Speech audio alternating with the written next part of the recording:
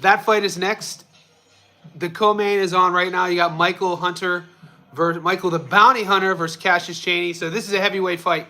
Obviously, I'm going to be doing live commentary. Feel free to join in. Feel free to add your commentary. But 35-year-old Michael Hunter. We have this fight, and then we have the main event. So the ring walks are right now. So both fighters are being walked in. Michael the Bounty Hunter, 35 years old. Cassius Cheney's coming off victory. He knocked out, he beat a former world champion.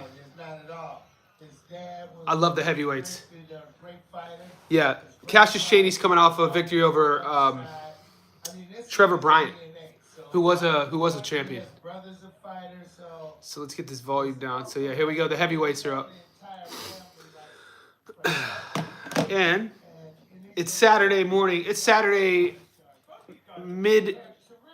what time is it? 11 o'clock here in Sydney. It's Friday night in America.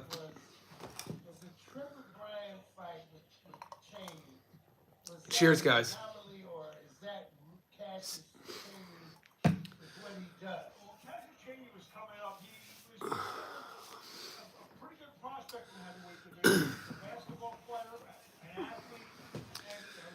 The ring walk still, so they're just introducing the heavyweights. This is the last fight before the main event. The card's been good, I gotta admit. The last fight was a battle, it was a war. And they just had Don King on. I gotta tell you, I gotta be honest with you, Don King's 90 years old and he's still sharp. He went on a tangent and a rant. I'm sure you'll find it on YouTube. I thought Don King was senile. I haven't heard Don King speak in a while. He's still sharp as a nail.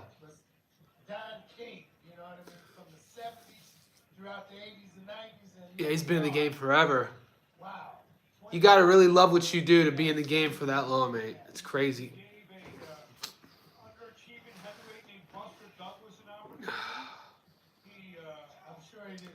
They're taking a while to get the heavyweights out here. Meanwhile, we got peanut butter. Anyone ever tried peanut butter whiskey?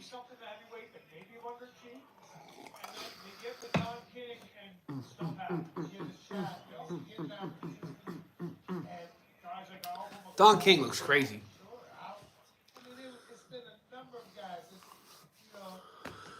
Here we go. Ring walks. The heavyweights.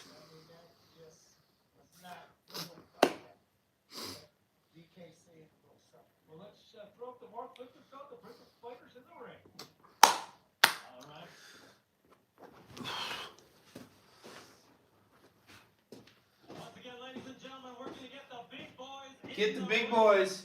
Please welcome fighting out of the blue corner. All right, there's going to be a short delay. Oh! There's a delay. There's a short delay calling out the fighters. This is the Michael Hunter fight versus Cassius Cheney. The heavyweight co-main event. I don't think this fight's going to go very long. I think this fight will go short. What time we got here? So yeah, I'm streaming from Sydney. Let me know where you guys are watching from.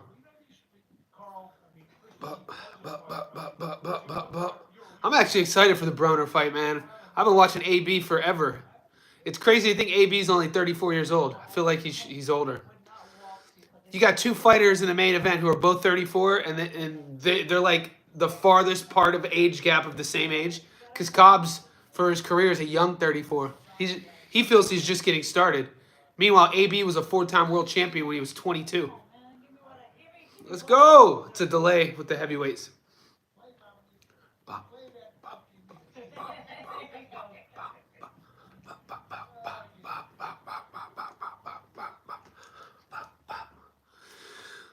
Don King's still doing the damn.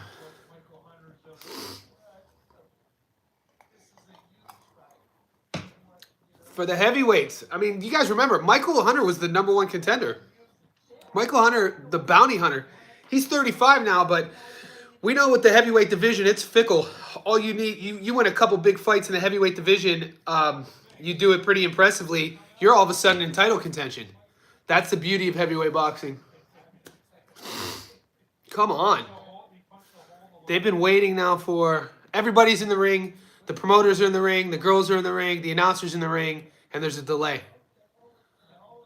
Michael the Bounty Hunter versus Cassius Cheney. Yeah, this is Saturday. This is my Saturday, so I've been up since 5 a.m. I boxed on Saturday morning, so I went to the city at 7 a.m. and sparred about 10 3-minute rounds. So I'm ready to go. Let me show you what I'm sipping on. Oh, yeah.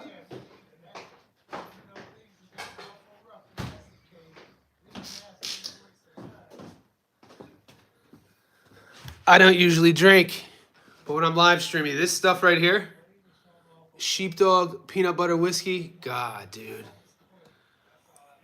Hopefully one day I can get Sheepdog to sponsor me or send me.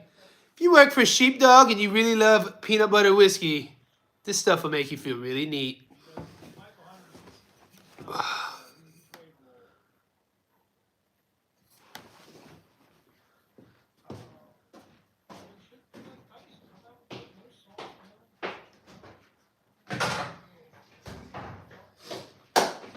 Let's go.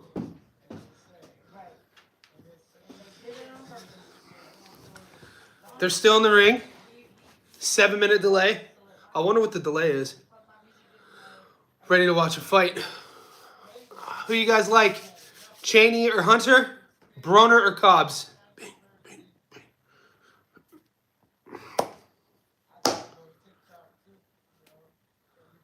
Bop, bop, bop. 1, 2, 1, 2. Slip, uppercut, hook. What do we see?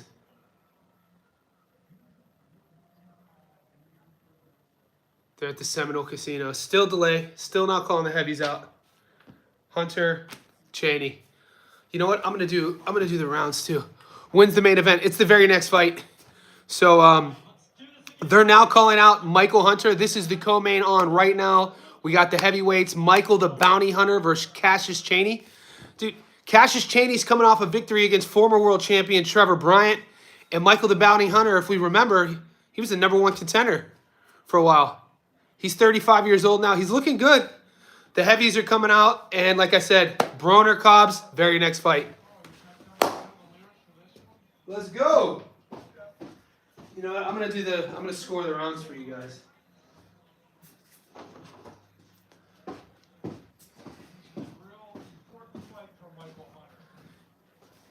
Yeah. Yeah, Michael Hunter, man, if he has to win this fight. Cassius Cheney's the younger guy. I mean, you're a heavyweight fighter, and your first name's Cassius. That's pretty cool. So Cheney's getting called out. The heavies are about to start. You got to think Broner and Cobbs will probably be on within the next hour. They're the very next fight. Cheney's a big boy. That's crazy. Cheney's older than Hunter. I thought he was younger.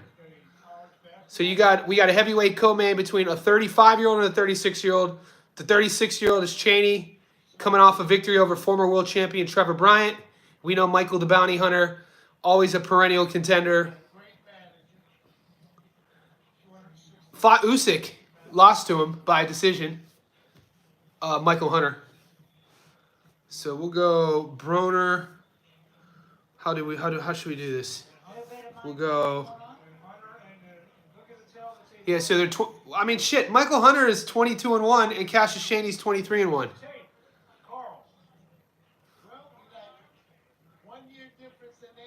I don't even know if I should do rounds on this one, just because we'll see. We'll go Hunter. Hunter, Cheney.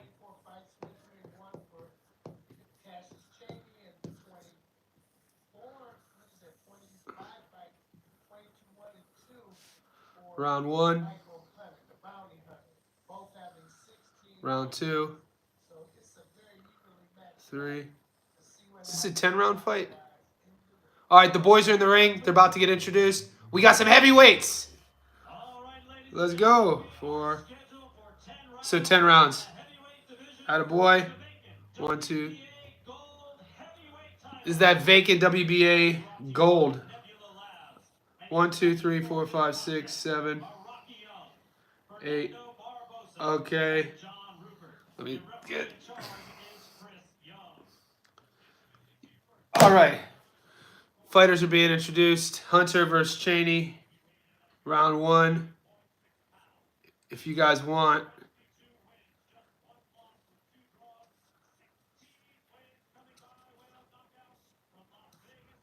Here we go.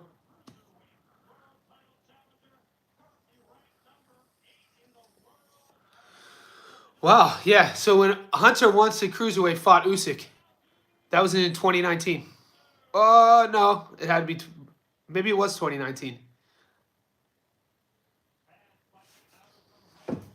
This fight, Hunter, Cheney.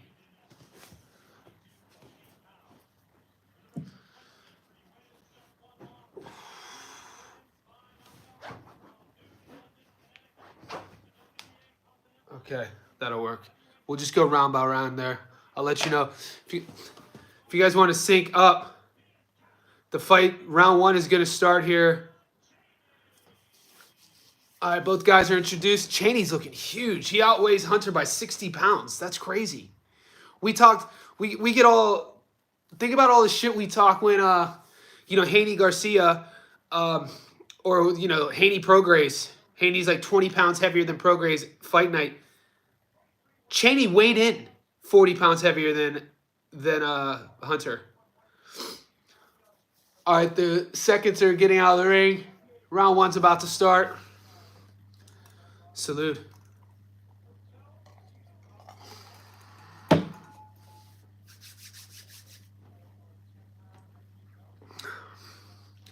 Hunter, this is a crossroads fight. Cheney looks crazy. Both guys are in the mid-30s. I mean, it's now or never. The time is now. These guys have to not only win, they have to win by knockout.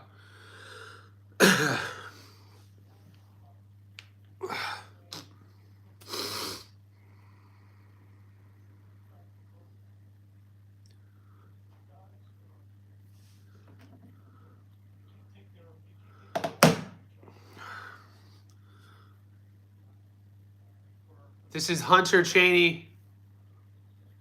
Round 1. Reps in the middle. Both guys are ready. Reps giving the instructions. 3, 2, 1. Here we go. Round 1. It's on. Cheney's an orthodox fighter. Classic ortho versus southpaw. Oh, they're both fighting ortho. Hunter's very active. We got to remember, Hunter was a cruiserweight, so he's used to having much more volume. Cheney's the bigger dude. Cheney, like I said, Cheney outweighs Hunter by 40 pounds. He looks bigger than that. 30 seconds gone in the first round. They're both parrying the jab. Hunter's working the body. And, you could see Hunter's boxing acumen. Side to side. He looks very switched on. And Hunter's just trying to open up to the body first to get Cheney's hands to drop. Circling out to the right. So right now, Cheney's just holding the center. He's doing what a big heavyweight generally would do. Keep his lead foot in the middle of that ring. And Hunter's fighting like the smaller fighter. Circling around, circling away from the power. If you guys have never boxed before, never fought, and it's ortho versus ortho, the smaller fighter, or at least the guy who feels he has the higher risk of getting knocked out, is going to circle away from that power side. So that's exactly what Hunter's game plan is doing. He's dropping a level, firing the jab to the body, circling out, and he just caught Cassius in with a counter. Nice body work. 90 seconds left in the round. Yeah, that's crazy. Cassius Cheney knocked Trevor Bryan out, a former world champion. So he knows he has it in his hands. You guys know boxing, man. It's all, you get a confident knockout artist in the heavyweight division. It reminds me of when Wilder was coming up. No matter how the fight's going, Think of the Ortiz fight. No matter how you're losing on the cards, you feel you could always win. And that's what Cheney has at this moment. We got a minute left in the first.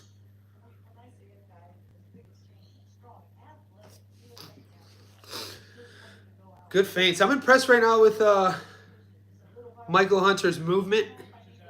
He's working. The thing is, it's a 10-round heavyweight fight. He's working way harder than Cheney. And in the heavyweight division, there's a thing that I talk about with my clients. You have an economy of energy. So it's like, how much energy are we wasting and how much are we using and how much are we conserving? So right now, Hunter's doing a lot of feinting, a lot of slipping. He's working way harder than Cheney. Cheney's just staying on his back foot, just basically watching the. Granted, he's losing this round. Hunter's winning this round just based on output. Nice jab to the body. I like what 10 seconds left in this first. Hunter's he's level changing and firing the jab to the body. Cheney's keeping his hands high. That jab to the body is going to win the round. There you go. So that's hands down a Michael Hunter round.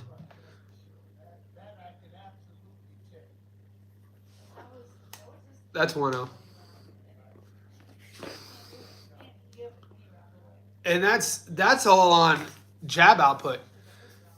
I mean, I don't know the last time I saw a heavyweight round be given away that easily and being won by a jab to the body. It's not like Hunter was even head. Now, obviously, this is the beautiful part about the sport. We're about to see now in the second, third round a better idea of Michael Hunter's game plan and a better idea of what Cheney's thinking. Because that first round, Cheney just stood there, computed data, you could call it, didn't really throw any punches, and Hunter landed at least 10 jabs to the body. So now what I'm predicting, usually with the heavyweights, second round will probably go similarly for Hunter's game plan. Feint, jab to the body, and if that works, if he wins this round like he did the first round, the third round moving forward, I think Hunter will then start opening up top. You know, he softens up to the body, win the first few rounds, and then take more risks. But we'll see. All it takes is one punch to change that strategy. Mike Tyson's famous quote. Everybody has that game plan until you get hit in the mouth.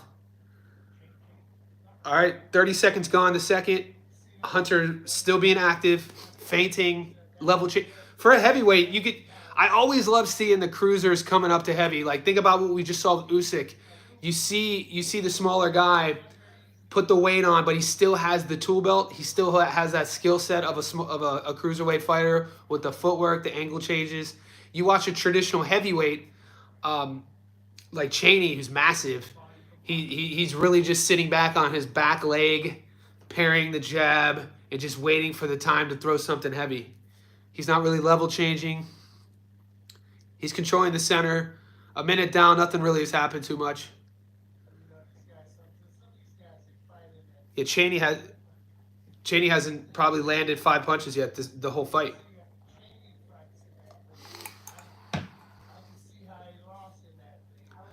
Yeah, the heavyweight, you sometimes can get tricked with a pedestrian pace and give rounds away.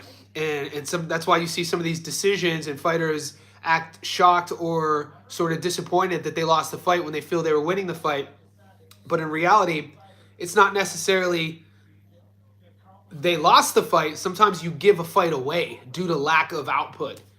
But that could just be a style. I've only seen Cheney fight once. I saw him when he fought when he knocked out Trevor Bryant. I don't know if you guys hear that going into the next fight, Blair Cobbs is actually the favorite. You got AB, Adrien Broner, the underdog, which I was shocked at. Okay. Cheney finally throws a power shot. 40 seconds left in the second round. The first right hand that Cheney throws, it landed okay. Didn't really do a lot, but it did get his attention. It did get Michael Hunter's attention. Now Hunter's still trying to work that jab to the body, and now he's going up top. Yeah, that woke him up. 25 seconds left in the second round. Hunter's doing this bizarre. Hunter's falling into his shots. When he's throwing his right hand, his back leg is kind of smothering his work, and then he's grabbing. I don't like that. You see that a lot more in the heavyweight division, but you swamp your work.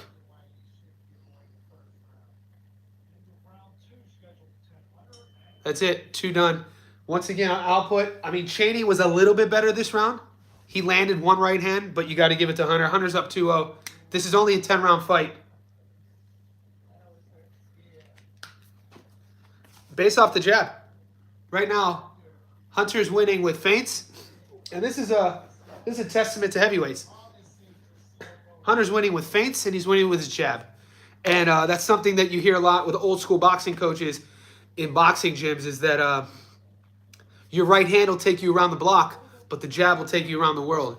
And sometimes we get so excited as fans or even as fighters, we want to knock people out. We forget the fundamentals and basics. Look at Andre Ward. Look what Andre Ward did for how he created a Hall of Fame career, one of the best American amateurs, gold medalist, world champion, and he was just Mr. Fundamental. He never did anything that jumped off the page that looked amazing. You never see like an Andre Ward showboat highlight tape. You never see him do anything that, you know, the kids want to be mimicking, but he was strictly sound with everything.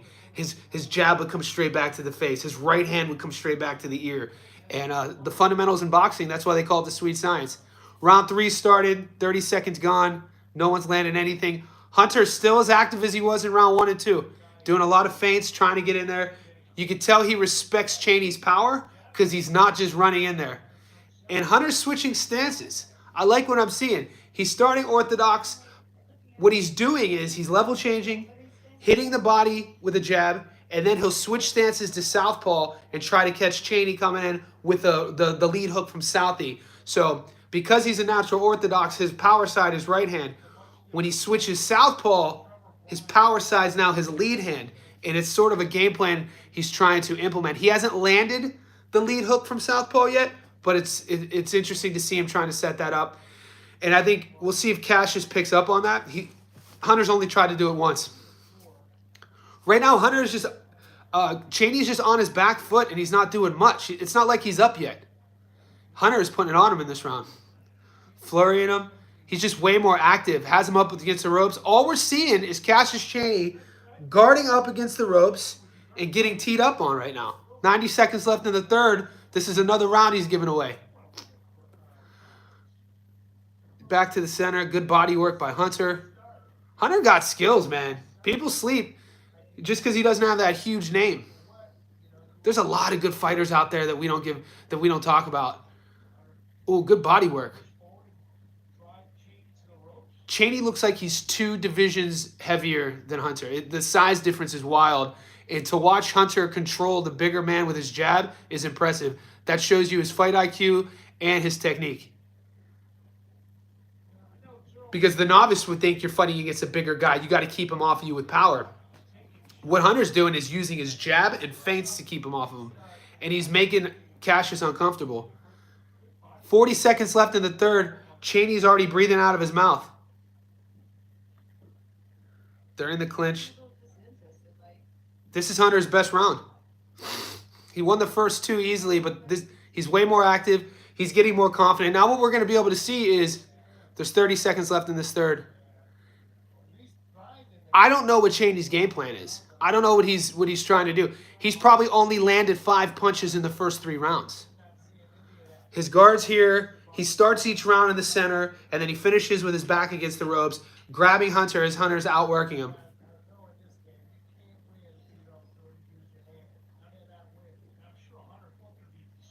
That's it. Round 3. Another one. That was hands down Hunter's best round. He's up 3-0. If you're Cheney's corner, you got to get into your fighter's head. Nobody knows their fighter like their corner, and what I'm seeing is a guy that is trigger shy. I mean, he's coming off a knockout victory against a former world champion, but he's not pulling the trigger, and he's hesitant, and he's just not working. So that's already 3 rounds done. I mean, you give 1 or 2 more away, you got to win by knockout. And I think this is that double-edged sword about the heavyweights. I mean, we brought it up earlier with Deontay. I mean, how many rounds would Wilder give away prior to the first Fury fight? You know what I mean? We would see multiple times he'd be down on on a card like 7 rounds to 2, and he just knew he had that one punch knockout power. That's not what Cheney's doing. Cheney looks a bit uninterested. Sometimes you see that in boxing. Sometimes you see like all of a sudden a fighter after the first round, if they see their game plan isn't working, they kind of check out, and that's where it depends. You need a good corner. You need that good coach, that Teddy Atlas type, when he's screaming at Timothy Bradley, "You're in the fire, we're firemen," like that sort of guy. But those are rare as well. You know, people sleep on the importance of having a good corner. It's rare to find a great fighter. It's also rare to find a great corner. And then when you put 2 and 2 together, that's how you get a world champion. 30 seconds down. You know what it looks like? Michael Hunter is putting it on him, and Cheney looks like a deer in the headlights.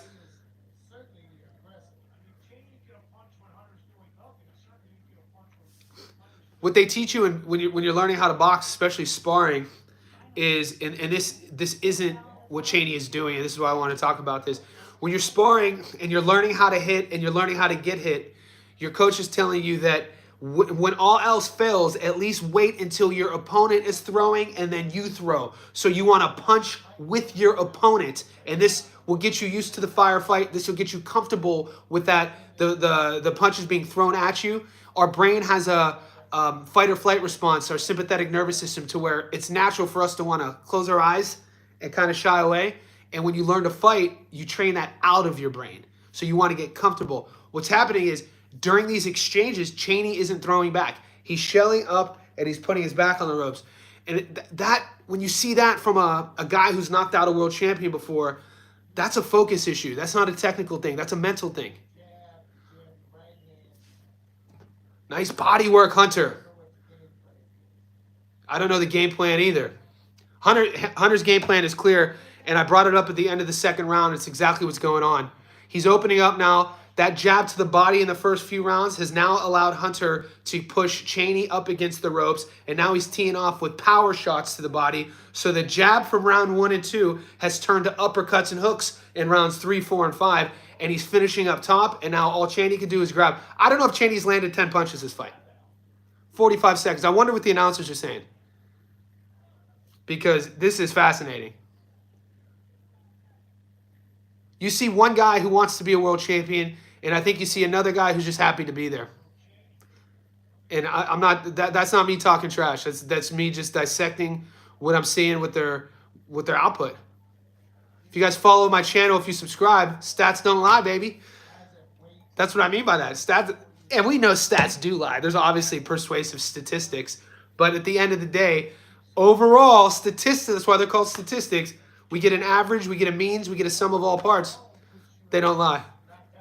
10 seconds. End of round 4.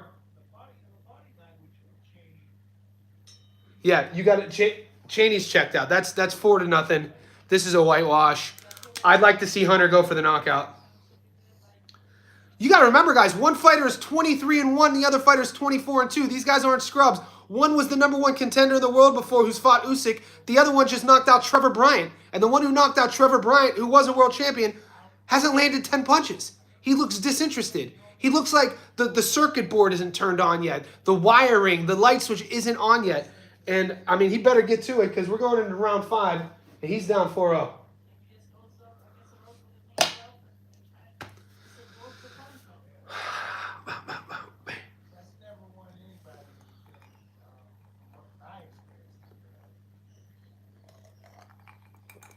Hunter's not even breathing hard. Cheney's corner. Mate, they look worried. Cheney's still sitting on the stool, and Hunter is in the middle of the ring before the round starts. That's the body language. I'm very impressed with Michael Hunter, man. At 35 years old, I wasn't going to say he was washed, but I thought his best days were behind him. And he's going for the kill. This is what I'm talking about. Now he's going for the kill. He knows he can't get hurt. He's working the body. Dude, he's doing everything right. The only thing you can guess what Cheney's doing is he playing possum. But shit, this is round 5. 30 seconds gone in the 5th round. And Hunter has landed more punches in that first 30 seconds in a flurry than Cheney has all fight. Tomorrow I'm going to do a video on the statistics of the punch output, and you guys will see. It's shocking. Just based off me guessing on what I'm seeing here, going into the fifth round, Cheney probably has 2 punches landed a round, maybe, and has probably only thrown maybe 8 punches each round. Like, there's nothing. It's just here. His back's up against the ropes. There's 2 minutes left in the fifth round. Hunter's pouring it on him, working I love the body work, man. I love when I see heavyweights work the body. That's old school. Ripping the pop, pop, pop. And that takes a lot of confidence to be standing in front of your opponent. And what's happening is Cheney's here against the ropes. And now Hunter's guard is down, and he's throwing his body rips from here. He's not throwing them from there. It's not like they're in the clinch.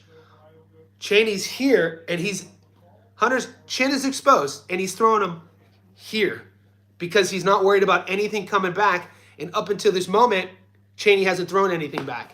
So if I was a fan of Cheney, if I was a friend of his, I would then say maybe he's playing possum because he does have knockout power and he does outweigh Hunter by 50 pounds, 40 pounds.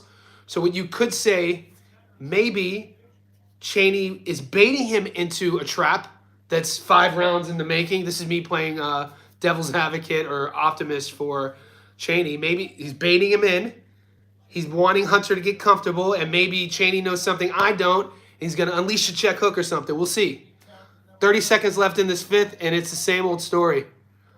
Hunter's output is just,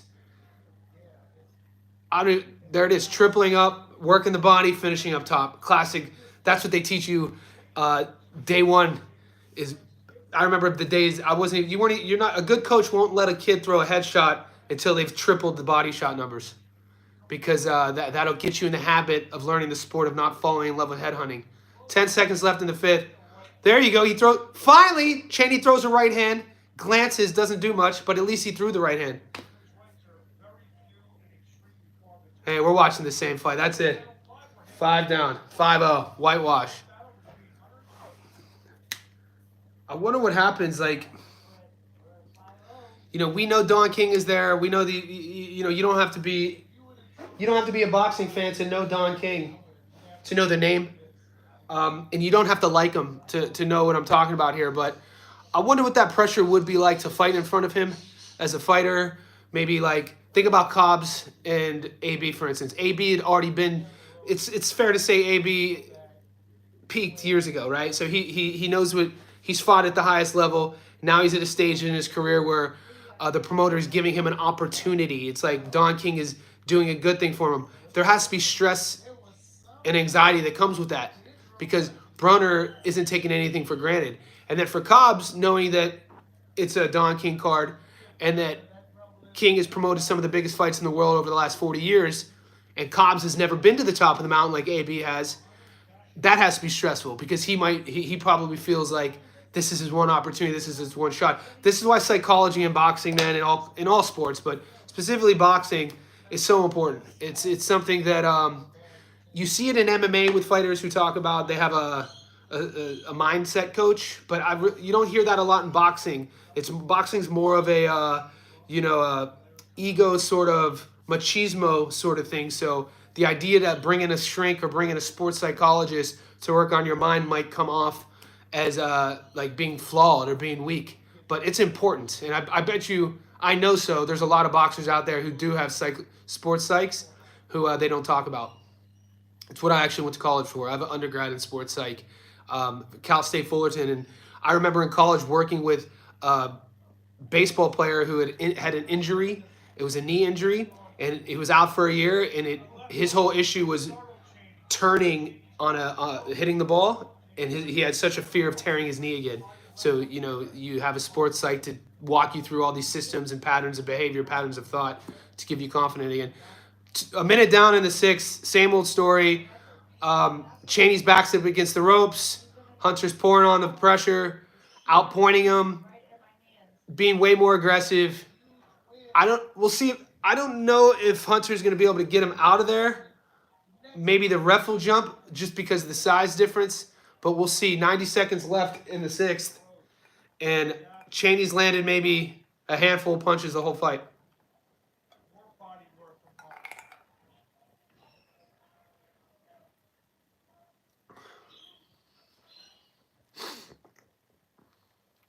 A minute left. Throw a jab, big fella.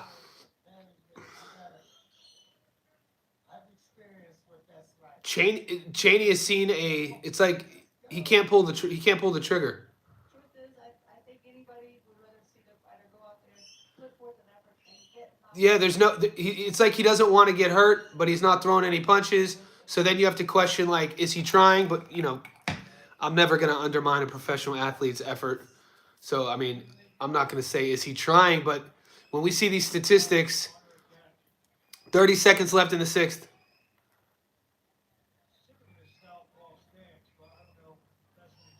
I mean, what does it think for Hunter, though? You've hit him with so many shots, and you're fighting basically against a guy who's not throwing anything back.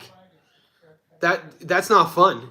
You know what I mean? Like, when I'm sparring guys at the gym, you want it to be competitive. No, you don't have... The most fun sparring rounds are when it's back and forth.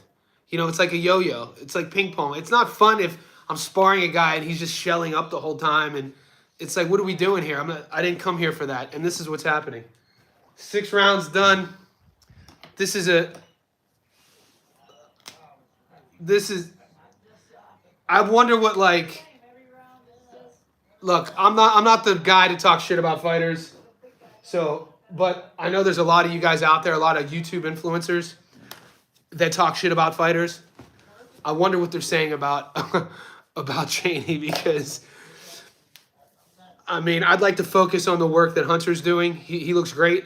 Hunter looks like a guy who is fighting for another shot at a world title. And he looks the goods, man. His activity is crazy. You could see how he fought Usyk. Usyk beat him by decision when they were both cruiserweights. You could see he's very skilled. I'm impressed with Hunter. He has, like I said, the one thing that would go for his favor if he goes for the finish. Because Cheney's telling him he doesn't want to be there. You don't want to be there? Send him home. Round 7. Thank God this is only 10 rounds. Where are you guys tuning in from? Also, if you're not subscribed, subscribe. If you're already a subscriber, thank you.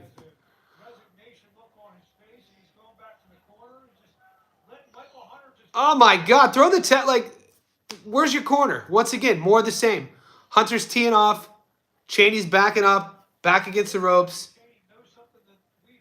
That's exactly what I was talking about. So you hear the announcer saying maybe Cheney is baiting him in, that he knows something we don't. Like maybe he's going to try to drop a check left hook. He's not throwing anything. Hunter is looking kind of perturbed a bit. Like Hunter's fighting a guy who outweighs him by 40 pounds, who has a win over a world champion, and he's not punching. This is so bizarre. I don't want to say all of them are called bizarre. You young bucks, Google that fight. I don't want to say he spit the mouthpiece out. There's 2 minutes left. So Cheney has had one of the most pedestrian performances I've seen in a long time. His body language is sluggish, but he's doing one of these numbers. He's smiling, and he's spitting the guard out. Yeah, 2 minutes left in the 7th. This is a wash.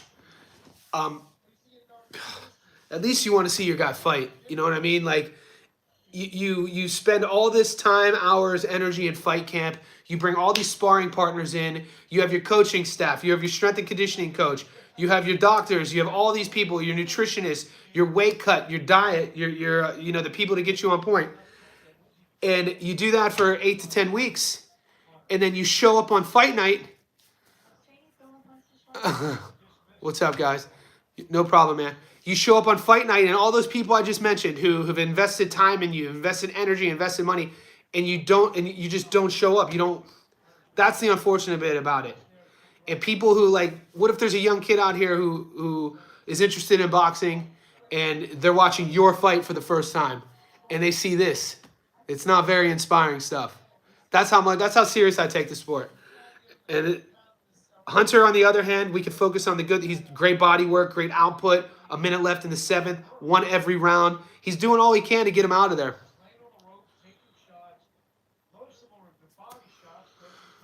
This is the co-main, guys. This is the end of the 7th round of Michael Hunter versus Cassius Cheney. And then we got AB versus Cobbs. And Hunter's won every single round.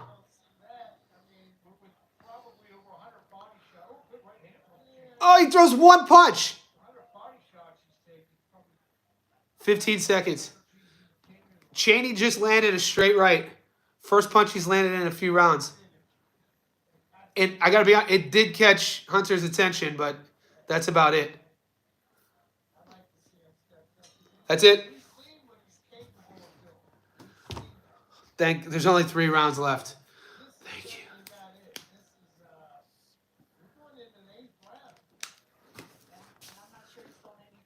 7-0. And I got to be honest, guys. It's not because he's getting beat up. That's the most frustrating thing about what I'm watching right now. It's because he's not fighting. He's not choosing to take risks. He's just here. He's not even throwing a counter. One of the first, after you guys say you've never fought, you join a boxing gym, you start getting one-on-one private sessions, and you get past the 6 basic punches. You start throwing the jab, cross, hook, uppercut. Then you start getting into patterns and the combos. In that first 6 weeks, at least with my clients, I will teach a client, a corporate person who's not even a fighter, a drill that you'll probably know if you know the sport called catch and counters, right? Meaning that you have your head guard, left, right body, right body, to where if somebody hits you here, you throw a pattern. Somebody hits you left to the body, you throw the lead uppercut, lead hook, cross, under. Right to the body, right uppercut, lead hook, cross, under. These, I didn't make these up. These are called countering, right, as an orthodox fighter. He's not even doing that. River out of Eden. Oh, yeah. I've interviewed Richard Dawkins. So I've been a boxer, boxing my whole life, but one of my first podcasts, I would interview like scientists, teachers. I've interviewed Dawkins, Lawrence Krauss. I got some other, the one to the next of River out of Eden is Krauss's, the greatest story ever told. What fight is on right now? It's the co-main, Michael Hunter versus Cassius Cheney. It's in the 8th round. Hunter's up 7 rounds to nothing. Hunter is a former cruiserweight. He's 35 years old. I think he's 24-2. Cassius Cheney is 36 years old. He's 23-1. Cheney's coming off of a knockout victory of former world champion Trevor Bryant, and he doesn't look good. Who you got in the main? All right. I grew up in Northeast Ohio, so Ohio runs boxing. So I'm going for Broner. I take so much shit on, if you've subscribed to my Instagram, Facebook group, like I like AB, and people talk trash to me why I like AB. I like shit talkers. I like Cobbs too, though. Now, if I was putting money on it, it's hard for me to bet against a guy like Broner who has all of that world-class experience, a guy who's a 4-weight world champion, a guy who's been a world champion 4 times, been to the pinnacle of the sport. He knows what he's capable of. It's hard for me to bet against that guy. But with Blair Cobbs, you have the same age. They're both 34 years old. Blair Cobbs is obviously, from a ring experience, the younger guy, even though they're the same age. He's going to be the bigger guy. AB's 5'6". Yeah, AB's 5'6". Cobbs is 5'11". And Cobbs is never out of shape. He's a consummate professional. And it's tough to put a price tag on hunger. It's tough to put a price tag on a guy who used to be homeless, who I did a video on this breakdown. I talked about it would be crazy. See, I'm a hopeless romantic. That's why I'm going for Broner. Broner's ranked number 10 in the WBA, and I think number 14 in the WBC. Don't quote me on that. Like 10 and 14 in a couple of the sanctioning bodies. So I'm a Rudy guy. I want to see like Broner come back from the dead and climb his way back. Could you imagine if AB gets in the best shape of his life, starts being really focused at 34 years old, and gets a world title shot? AB versus Garcia? Come on, boy. You're telling me Adrien Broner versus Ryan Garcia? I would be going for AB. That's what I'm talking about. That's a Rocky story. So where was I at with with Cobbs? When Cobbs was in his mid-teens, his family had to flee the United States because they were running from the feds. The FBI were after his father. So Cobbs finds himself on the run from the feds in Mexico. And he picks up boxing in Mexico. And years pass. He's taking fights on the amateur level in Mexico, crossing over the border in the U.S. Then he finally moves to Vegas. and started taking it seriously. Yeah, it's a crazy comeback story. And look, guys, I understand all the detractors for AB. I understand that we're not all wired the same. So some of us don't like people who talk shit. Some of us like people who talk shit. And so I get it. I'm not defending any of the things AB ever says. Some of the stuff he talks about, like he's a misogynist. I was raised by my mom and 3 sisters. I'm not, so I don't support him on that. He talks trash about like the shit. I mean, but I find it funny. Remember the Malignaggi fight? In the middle of the ring, Malignaggi's right next to him, and they give AB the mic, and he goes, the best thing about this fight is I not only took Paulie's belts, but I took his girl. And Paulie grabs the mic. You talking about my side piece? That's how boxing, and this is what makes boxing a great sport, is that it's filled with these characters. Guys, this is round 9. 8-0. This is a whitewash. I've said it before. I'm going to already erase the board. Hunter's up 8 rounds to nothing. This is round 9. If Hunter has an aneurysm, he took his girl. Yeah. Right? See, that? How do you not love AB? And then Paulie's reaction to that, though, like the way Paulie reasoned with him taking his girl, Paulie was like, that was my side piece. So, like, because it was my side piece, you shouldn't brag about taking her. Like, they're just talking about this on international pay-per-view TV in front of the world. That's why you got to love boxing. And so when people talk trash about AB, they got to see the bigger picture about what he represents.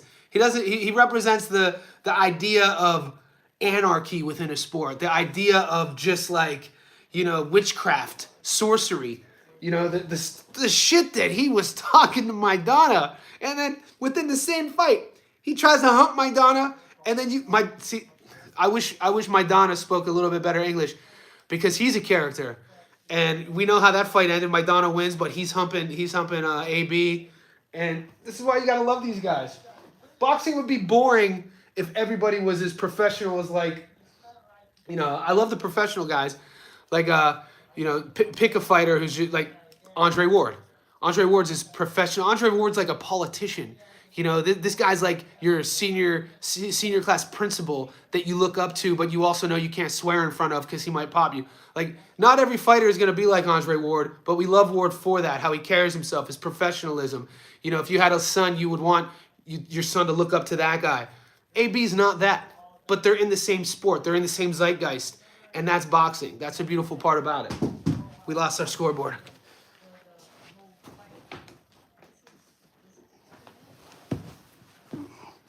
"30 seconds left. Hunter's trying to close it out. This one will not be memorable. The only way this fight will be memorable, could you imagine if Cheney knocks him out? 15 seconds left. Cheney's doing more of the same. Hunter's pouring it on. Switches from orthodox. He's showcasing on him. He's showboating. What you're seeing in Hunter right now is a heavyweight switching stances, having his opponent shelling up, and he's just pot-shotting him. You don't even need a ref for this fight. This is sparring. Thank God. 9-0. There ain't no game plan. All right, I'm going to erase the board because it's fair to say that Hunter whitewashed this. We got Adrien, Broner, and Cobbs next. There's 1 round left, but I'm thinking ahead here. I'm going to leave the stream on just to talk some shit. And 20, yeah. So I knew I wasn't off 23-2. So these guys aren't, it's not like these guys are, I hate saying scrubs. It's not like these guys are mid-tier guys.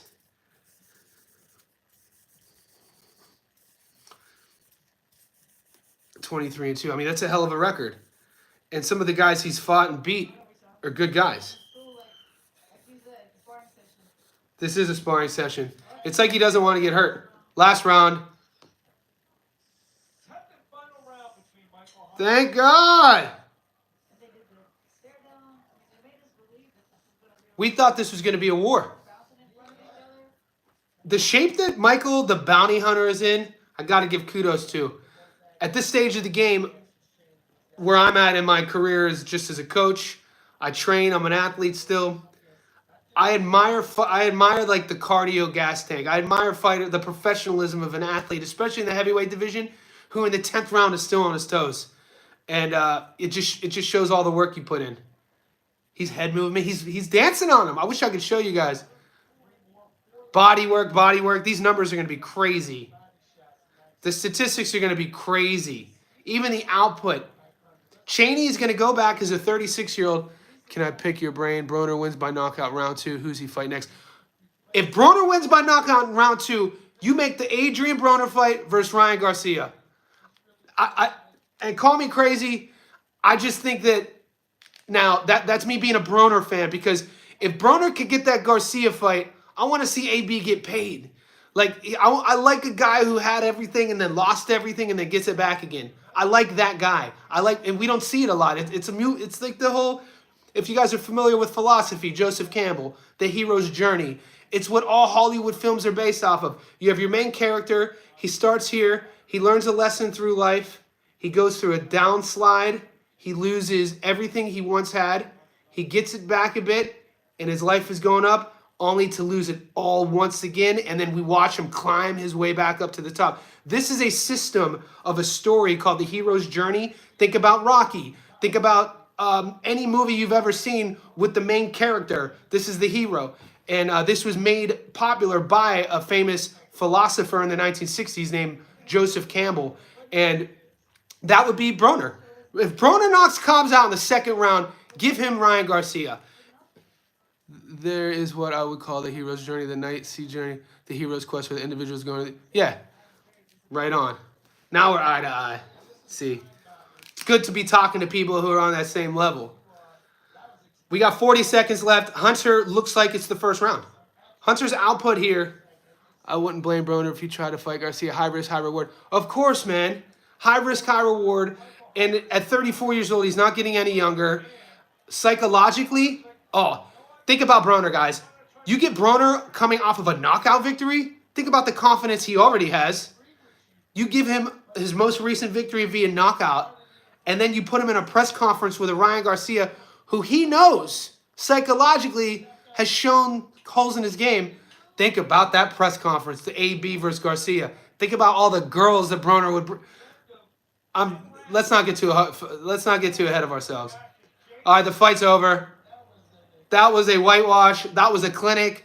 That was a sparring session. Kudos to Michael the Bounty Hunter for getting his victory. Hopefully, he'll get a bigger fight after this. Cheney, you got to just look at yourself in the mirror and just ask yourself, do you really want to be doing this? Next fight, guys, Broner.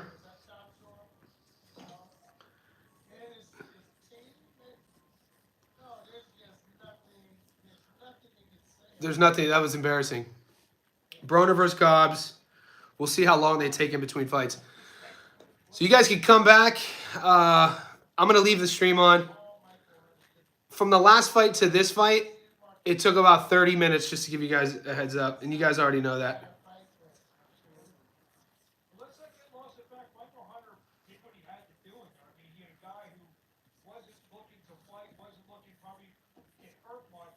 Hunter took what he could do in there, and then you're absolutely right. He won every second of every round. That was crazy. So the corners are in, the announcer's in. This is a clear 190. That's crazy.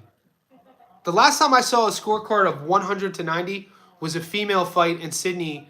A girl named Lynn Sandstrom, who got a world title fight against the Argentinian champion just about a month ago. And Sandstrom was so out of her league. She lost every single round. And the scorecards were 100-90, which is crazy when you think about it. Because think about EJ versus Bud. EJ won that 1st round. I'd have to look at my numbers. I think EJ, no, he got dropped. Did he get dropped in the 2nd or the 3rd? But I had Errol winning that 1st round. Teofimo Lopez is in the crowd. 190. All right, so I'm not crazy. That is the rare scorecard where us idiots at home and the pundits and the experts at the fight all agree. How crazy. Because I do this. This is my first live stream in a while because YouTube finally monetized my channel. But I score all the fights at home, and I can't tell you the last time I got it right with the judges. You know what I'm saying? Scorecards are everywhere. But that one, Teo. I think they're boys. I know Teo. Yeah, that one doesn't excite me too much. I think look. I put Teofimo Lopez here from a skill set level. He's only 25 years old. He might be 26, similar age as Garcia. But think about the Teofimo Lopez we saw against Josh Taylor. Cobbs coming off the couch after 2 years worries me. Same. Think about the Teo we saw against Josh Taylor. And then we see the Teo against Sandro Martin. And then we see the Teo, his last fight, like against Jermaine Ortiz. We don't know what Lopez's ceiling is yet. And I think that's a good thing. I think, like, when Lopez is on, mate, he's one of my favorite fighters to watch. Teofimo Lopez, when he's on, he's like a magician. His skill set, what he's doing, how he moves, everything. High level. High level. So I don't think that matches up well with Adrien Broner. I think Broner beats Ryan Garcia. Like, that... I don't think Broner would get washed against Teo. Like, just because lighter weight classes. We know AB's fighting at 47 in this fight. If he fights Garcia, yeah, that would probably be a 47 with Garcia, and Lopez would move up to probably fight him as well. But we know with the lighter weight classes, the first things to go are the skill set. Yeah, bro, you might not be wrong with Kambosos versus Broner. I'm a George. You might not be wrong. It'll be fun. All right, guys, go get something to drink. The rounds are the ring's empty. Getting ready for the main event. What you guys sipping on? Sipping on a scissor.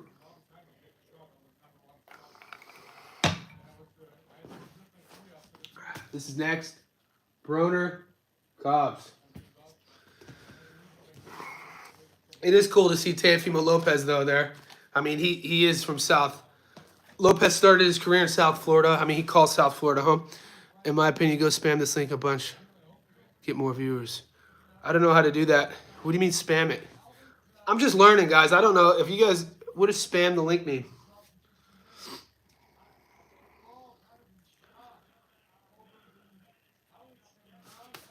The main event's next, guys. Let's get after it.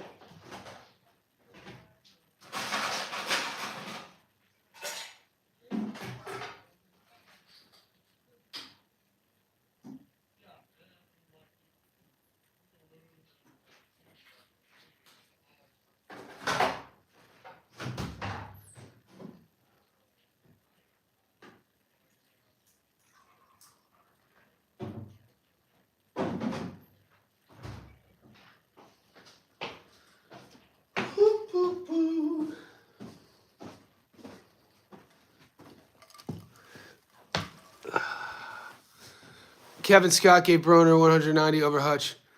Yeah, what I'm saying, I didn't score that fight. That was last year. I mean, like, for me scoring the fights live and then waiting for the judges to read their scores, I can't tell you the last time that the judges and myself agreed, except with that fight. So it's a rare thing when everybody is universally agreed upon that, oh, this shit is like 190. You know what I mean? Was the AB Hutch fight a whitewash? I know that Hutchinson was like a lawyer, or like he was like I think he's like a lawyer for fighters. So they're doing some sort of commemorative ceremony in the ring right now. They got some military guys there. I know, and I don't know who they're talking to. They're talking to a fighter. It might be Sandro Martin. Who do you got next week, Tank or Frank? Oh, it's a great question. Look, I think there's something to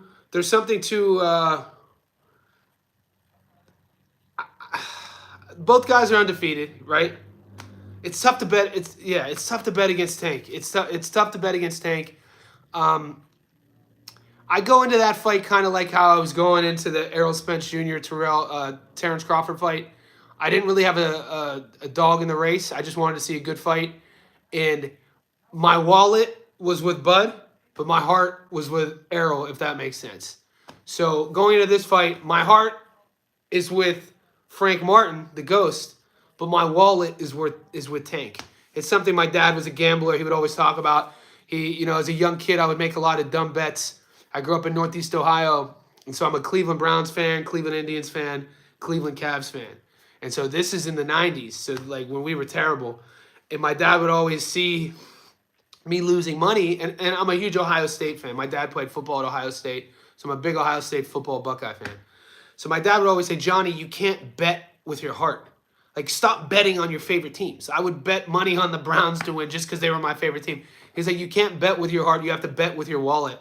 So as I got older, I stopped betting on my team. So when my teams play, I don't gamble on them. I just watch them and enjoy it. So with fighting, it's the same sort of thing. It's hard to cheer against Frank Martin. Man, Frank, the more interviews you watch of Frank and the more you hear people talk about him, they did this piece on him last week. His family were getting interviewed. His coaching staff were. How do you not cheer for Frank Martin? He seems like all-around good guy, family-oriented guy. Picked up boxing late. I think he was 18 when he picked boxing up. I'm just glad that Frank is going to get that spotlight. Yeah, that's what I'm talking about. And it's tough to like say a bad thing about Frank Martin.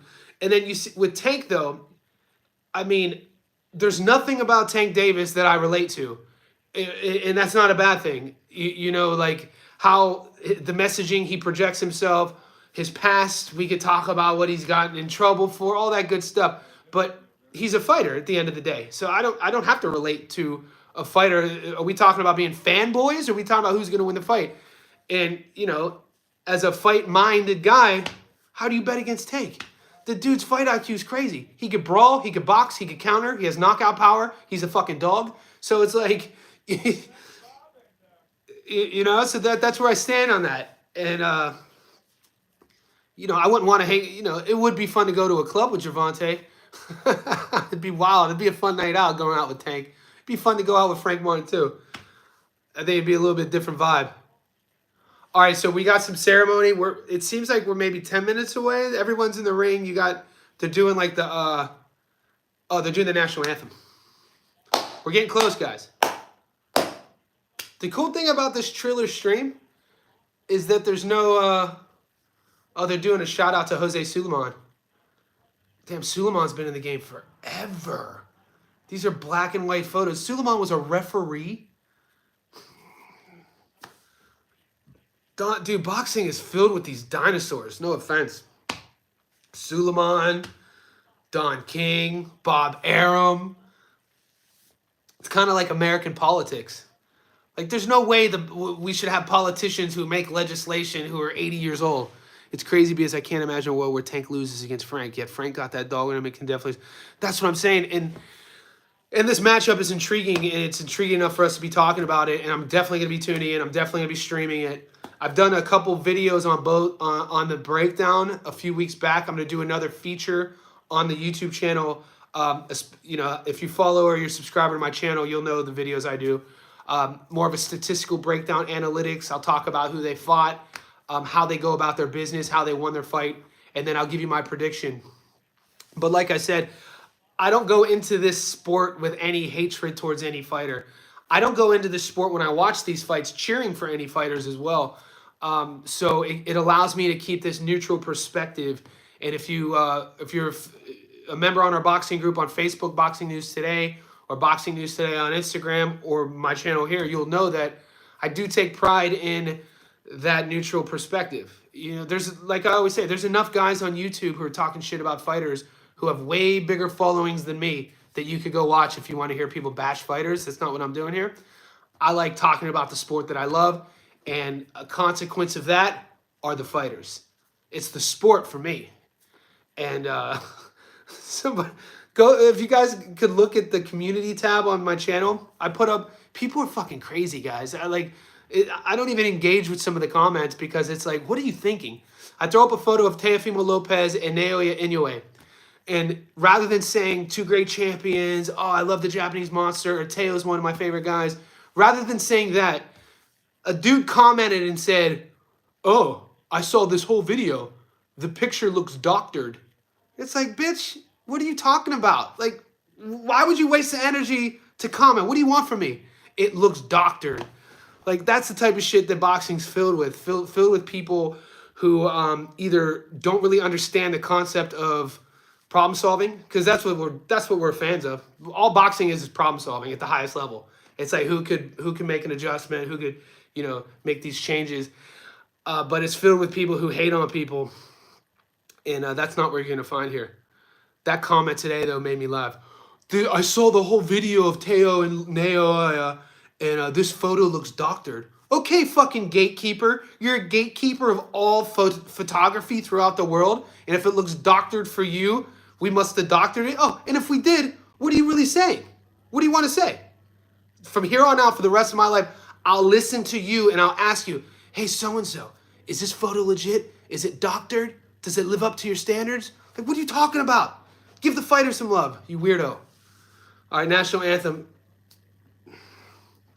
End rant. Bye. Let's sing. Dude, what the fuck is he wearing, though? I wish I could show you guys. This dude out here, he has flames on his sleeves. They couldn't have picked a more Florida guy to sing the national anthem. He's wearing a black button-down with flames up his sleeves. What the hell? Maybe I'm the weird one. I'll talk trash about the singer. I ain't going to talk trash about the fighters. Have you noticed how amateur the ring and arena looks? Looks like the local gym. Yeah, yeah. I think that's a sign of obviously the declination of Don King. You know, he hasn't really been, he's been times passing by. He's 90 years old, but he still has the connections enough to still be able to, like, this is on Triller. I had to find this link. I paid for it, but it's not promoted in Australia. And so it looks like, yeah, it looks like my high school football team's live stream, by the way. It just shows you that he's not getting outside money. He's not being funded by, the Saudis. We want you to wear this guy's shirt next stream. Where can I get it? Where does he get? All right. Where does he get that shirt from? And you know what? 1996, hot topic. If you guys, I don't know, I'm 42 years old.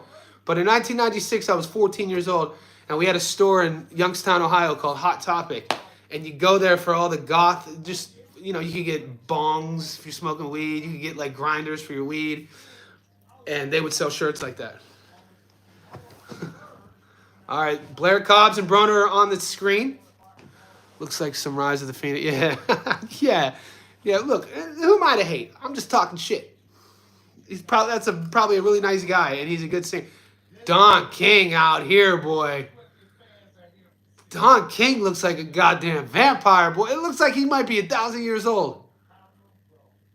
Google this. So Don King I grew up in Youngstown, Ohio. He's from Cleveland, Ohio. He's murdered people before. I don't think it's just one either. He's got tried.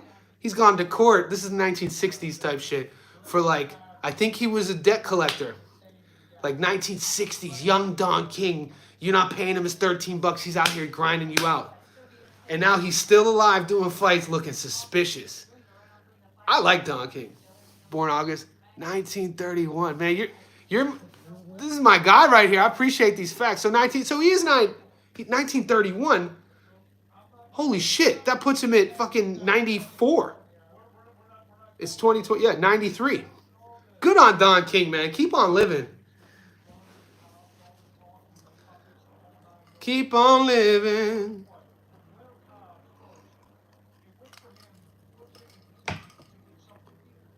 All right, guys.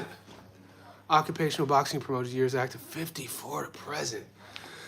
Dude, your stats are awesome. I'm going to do a video on your stats. Bro's almost 100. Still in the game, though. Look at him. If you guys are watching the live stream, he looks crazy. Man, Don King reminds me of the Crypt Keeper lightweight. Do you guys remember the Crypt Keeper? Or is that a reference that you young bucks don't know about? Tales from the Crypt. All right, so we talked about what AB does from here. What about Blair Cobbs? You know, what if he gets it? What if he goes in and starches Broner? Just found your channel, killing time in between Calago and Broner. Appreciate you. Oh, Colazzo Broner fight to start. Appreciate you. Yeah. I mean, we've been talking shit about the people singing the songs. We did the co-main. Dude, fucking Michael the Bounty Hunter just whitewashed Cassius Cheney. Cassius might have to change his first name after that performance. But it's boxing and you can't judge.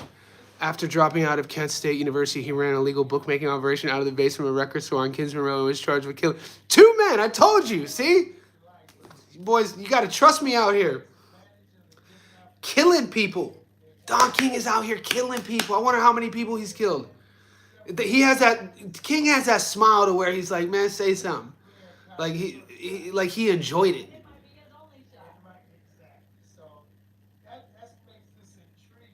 You hear the number? You guys Google the numbers that Tyson accused him of. Google this, guys, if you can. The numbers and the assets that Mike Tyson in a trial accused Don King of taking from him. It was something astronomical. Tyson said over his career, it might have been over 100 million. It might be more than that. That he claims that King was like, that's mine. Shit, you supposed to get it? We're just going to keep it over here. We're going to give you a little bit. Put something on it. It was like that. And I think that I don't know if it ever went to court. Don King, they called John Gotti the Teflon Don. No. Gotti eventually went to prison and died in prison. Don King is the Teflon Don. And it makes sense. He's murdered people. He's robbed people. Still in the game doing events 2024. Live streaming. We're out here talking about him. Looking good.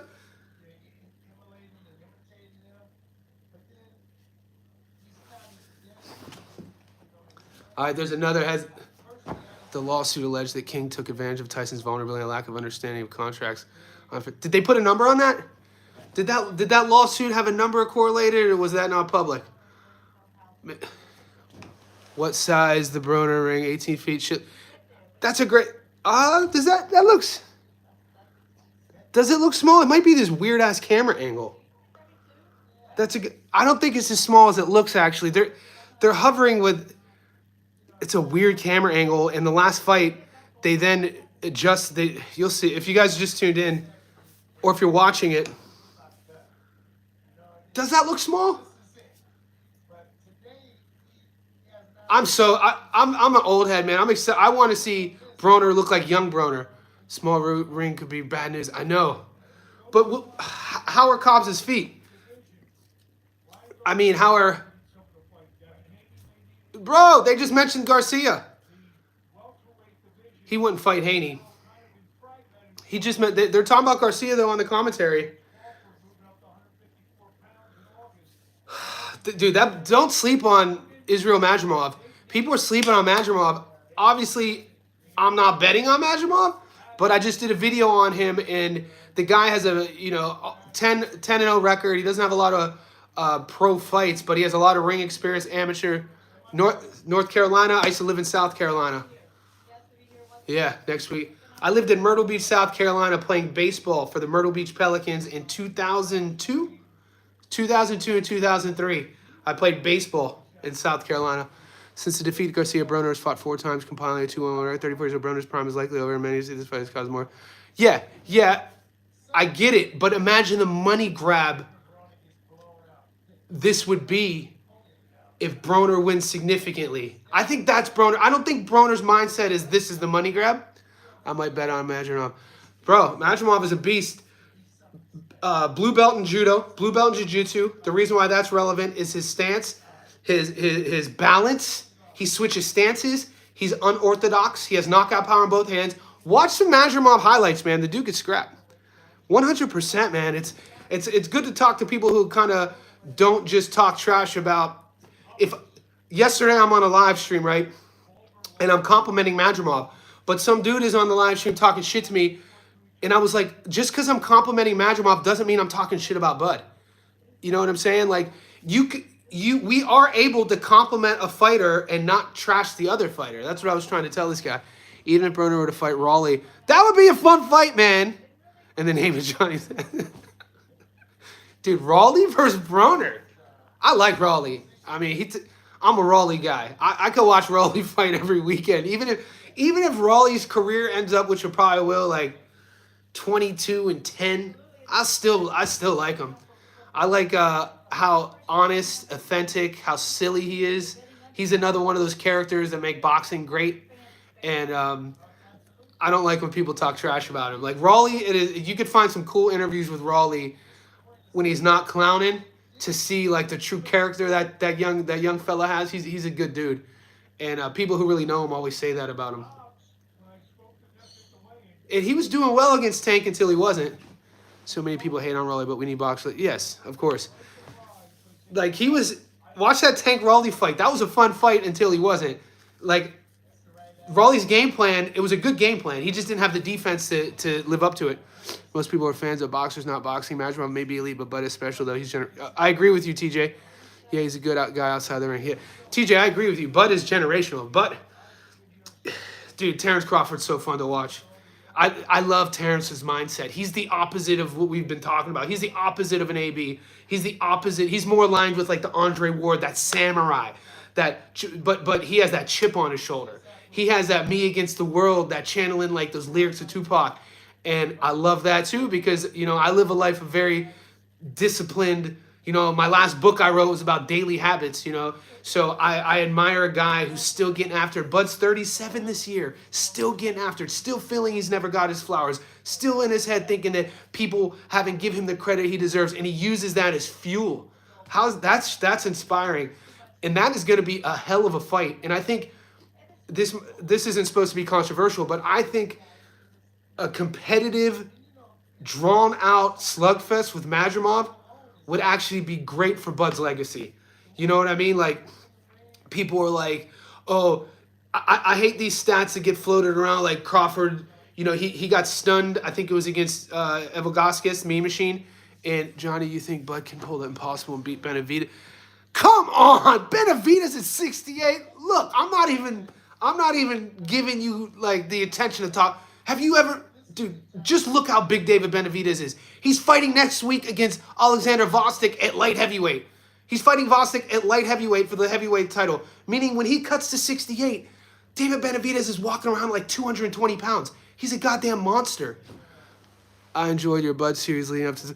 Thank you, Joseph. And I enjoyed documenting Bud and EJ doing that. YouTube took all that stuff down too. YouTube blocked me for doing that, which is crazy. Beat the corn off the cob. Yeah, Benavidez.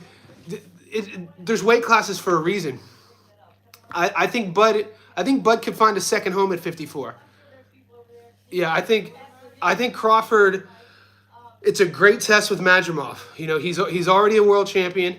He has the WBA belt, so Bud's going to get a chance to fight for that and the interim belt. We got, and I did a little a breakdown of this on Bud's path to becoming undisputed at 54. There is a path. It's not unclear. I think that he fights Mazurmov. If he wins that fight, he then takes on, Seb, I don't know if it's official. They're talking Fundora versus Spence Jr. because Fundora still has the belt there. He has two of the belts.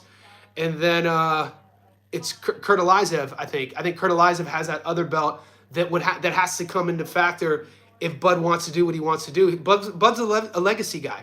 He wants 3-time undisputed. He loves these pictures going around when you just see Neo Inoue,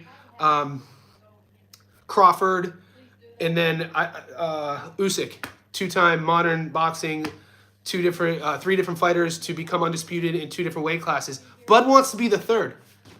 Virgil fighting Bocek next. I hope they make that official. I love Virgil and I love Zoo, and Belichick is not an easy fight.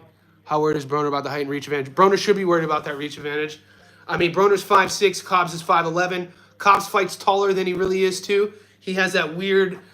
I think we're in for a treat here. I like this matchmaking. I think we're gonna see a. Did you guys notice the behavior from the press conference, the media day, Broner, when he's when he's talking about he's murdered people before and how he's gonna shoot Cobbs? Then the next day at the weigh-in, did you notice that contrast? I felt that was interesting.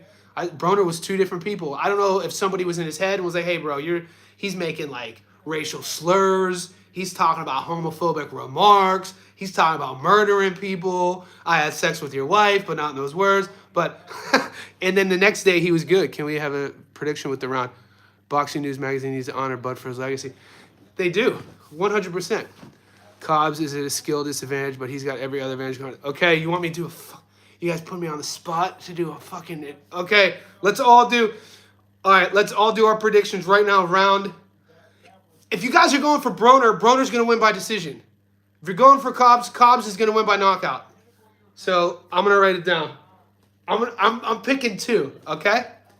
If AB wins by decision. If Cobbs wins, he wins by 7th round knockout. Oh, Broner, knockout round 2. That's fucking dope. AB. Decision. Cobbs. Cobbs wins by KO. You're picking the 2nd round. That LA card in August is a bet. Man, guys, I don't know where you guys live, but it's expensive right now. I live in Sydney, Australia. Flying internationally is fucking crazy with the prices.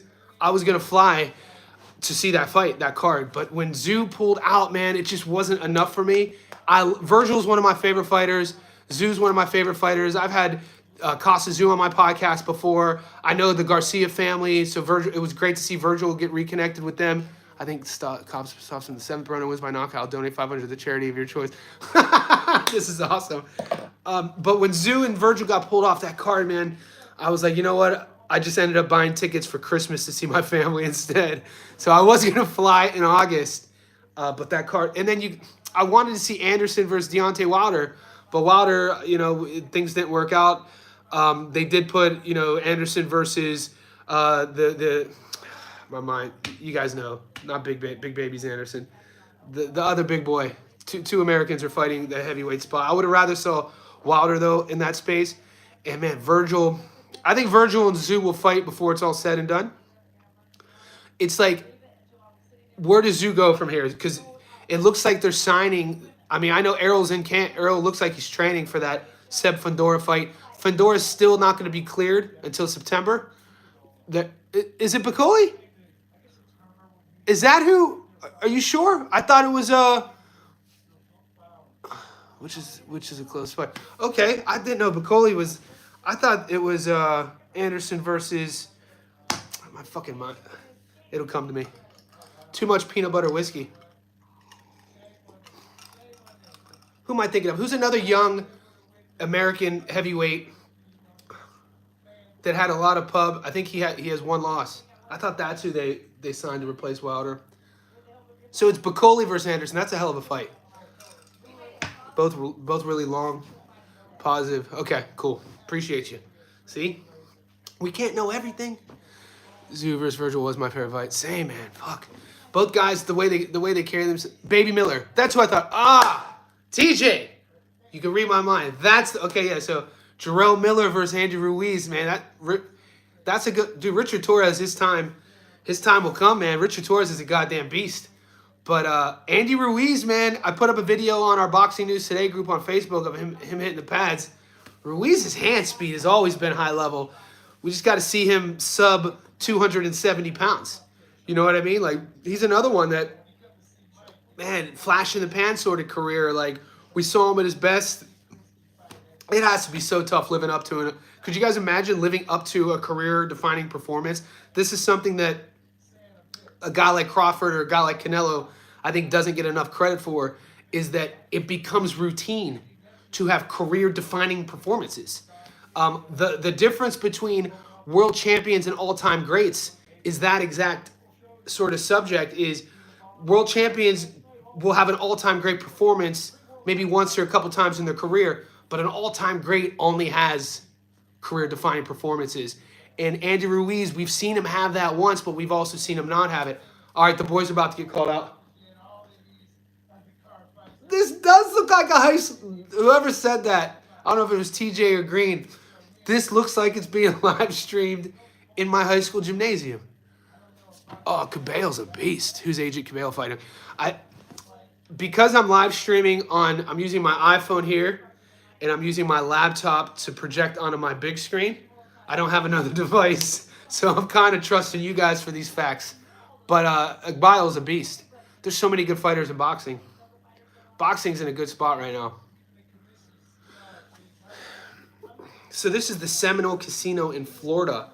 I wonder what King must have. I mean, I wonder what the story is, because this is where King kind of calls home. I wonder if it's like the sanctioning bodies allow certain, because I know each sanctioning body is different in terms of how they allow their fighters to rehydrate, what they test or don't test for.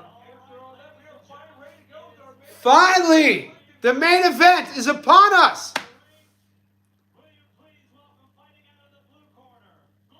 Blair Cobbs. Let's see what he comes out to.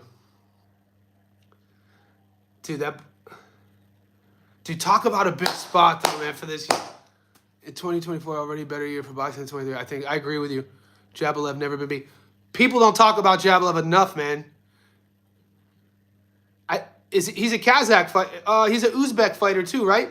Isn't he from where Majumov is from? Dude, the Uzbek power, man. There's some good fighters from that region. Similar to what's happening in MMA with like the Dagestani grapplers with Khabib Nurmagomedov and all those guys, Islam Makhachev. Uzbekistan has this similar style, but in boxing. Cobbs looks good. Cobbs looks... He's wearing a D-Generation X outfit. July 94. Uzbek, yeah. When I was doing the story on Majumov, his name kept coming up. It's interesting if you guys Google Uzbek fighters right now, Uzbek boxers. There's like a handful that are in the top of the world class in their individual rankings, and they're not like if we were to take region and try to compare them in terms of what their style looks like. The stream just froze. You look at like Kazakhstan, which is, or you look at Dagestan, which isn't Uzbekistan, but they're kind of in the same region, and you look at the Kazakhs or the Dagestan fighters in the MMA, the grapplers, they have more of like a grappling style. They want to wrestle you. They want to grab a leg. It's not flashy striking. You're not seeing like a Israel Adesanya coming from Dagestan, right? But you look at the Uzbek boxers, their styles, like look at Majumov's style. He's switching stances. He's dancing in there. He's loose. He's doing this. He's cutting it. It's cool to see, and I like that about the Uzbek boxers right now. They're flashy, but they're technical. And they got shit, dude. Majumov got a chin on him. He's gonna be there to get hit. It's gonna be interesting how Bud is gonna play the first few rounds. I did a breakdown yesterday on this. I think Majumov's best chance going into the Crawford fight is those first early rounds, because Crawford's never fought a guy who's gonna be switching stances, who has power in both hands, and is gonna use his movement to set up his angles. Like think about how Errol fought Bud. Bud game planned for Errol for 10 years. Bud knew he was fighting a southpaw. He knew Errol was just going to come north-south. That's it. Wasn't angle changing. And all he had to deal with was that jab, power side, and smother. Am I the only one who thinks Majumov almost looks... He does look like Triple G. Now, that game plan with Errol, we got to see, it's easy to be a Monday morning quarterback. We know how it played out. We could say that Bud Crawford's game plan, Errol wasn't able to make adjustments. Errol had damage from the Rex, blah, blah, blah, blah, blah. The game plan going into the Majumov fight is going to be totally different. Bud's preparing for a guy, I mean, he's never fought anyone like fucking Majumov. He's never fought at 54, so already we know he's never fought anyone as big as Majumov, and he's never fought anyone who switches stances like Majumov and can knock you out from both sides. He'll start orthodox, but go to southpaw and then use his power side from ortho as his lead side to throw a power lead hook. It's pretty cool to see, and he jumps too. So I'm thinking what Crawford's going to look to do is kind of compute that initially and then catch Majumov jumping, because Crawford's skill, like, we haven't seen his skills decline yet. We haven't seen that that cat-like reflexes decline. He keeps getting better. All right, AB's getting called out. Okay. Damn, man, boxing's so fickle. I remember watching AB. Remember when he filled out, I think it was Caesar's Palace? And who walked him out? Is that Rick Ross? Led to the ring by, I believe that's Rick Ross. Rick Ross walking AB out? Calvin Ford, Kenny Ellis. Calvin Ford. The former Ford Division. World champ. 20. Dude, when AB was 21 years old, man. So I went on my podcast. I once interviewed the real Rick Ross, Freeway Ricky from Compton, California, and the whole AB is going all out tonight. The whole podcast, Freeway Ricky was telling me that he was the real Rick Ross, and I didn't realize that this Rick Ross, this rapper, was a prison guard who, while he was working in the prison guard, heard about Ford is training AB for this fight and the fight before, who heard about Freeway Ricky and took Freeway Ricky's whole persona. And there was a lawsuit and everything. You should look into that. If you go to Freeway Rick Ross's Instagram and scroll down to like, you don't have to do this, but if you want to fact check me, you can do it. Scroll down to like 2018. You'll see me in my library interviewing Ricky Ross, and I'm wearing a bow tie, and I'm talking about like the real Rick Ross, Freeway Ricky is not a rapper. Freeway Ricky puts that video up on his Instagram, and for like 6 months, I get harassed on Instagram by like skinheads and like racist people in the KKK about like why, like, who, you know how dumb people are. It's just a little funny story. Freeway Ricky's a cool cat, and when I interviewed him, it's hard for me to ever respect Maybach music because it's like Rick Ross is a kind of a fraud. He took the whole thing from Freeway Ricky. AB looks focused, guys. Got the waves. Those waves are looking clean. I just hope AB wins so we can hear him on the microphone. Do you remember last fight after Hutchinson? He gave him the mic and he said, "I'm just trying to get some pussy out here, boy." He was talking. He's fucking. AB is out here crazy. Finally. All right. Do we all agree that if AB wins, it's by decision? Well, these are mine. If AB wins, it's by decision. If Cobbs wins, it's by knockout. AB's eyes look serious. He does. Here we go. I'm nervous, man. Like I said, if you guys watch enough of these, I'll watch a fight. I'll go out here in Sydney and go to a rugby field and just watch dudes fighting and be like, "Oh, who's gonna win this fight?" This shit has my palms sweaty. This is literally a career trajectory fight. Think about the matchups for both. AB knows a win would change. Yes, man, I want AB's life to change. I want more craziness because when AB was at the top, Instagram wasn't around. Social media was, I mean, you know what I'm saying? Now, think about the chaos that would ensue if AB has a career resurgence. I want to see the chaos. I'm out here for the chaos. Blair looks nervous, man. I like Blair Cobbs, though. He's so flamboyant. That puppet Friday Night Fights. They are, man. Do you remember ESPN Friday Night Fights? I remember watching, I was a kid, Angel Man Freddy. It was the first time, I'm like a little 10-year-old, right? I'd been boxing for a few years. And Man Freddy, if you don't know who Angel Man Freddy is or was, his nickname was El Diablo. And he would come into the ring with a devil mask on. Work or die tracksuits, they do. Come on, Broner! What Broner are we going to see? Are we going to see the technician? Are we going to see a brawler? He got a chin on him. Dude, Maidana was catching him with some pot shots.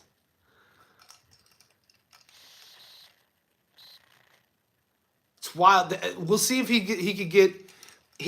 When he was at his best, obviously, he has the skills to get past the jab. That's what it's going to come down to.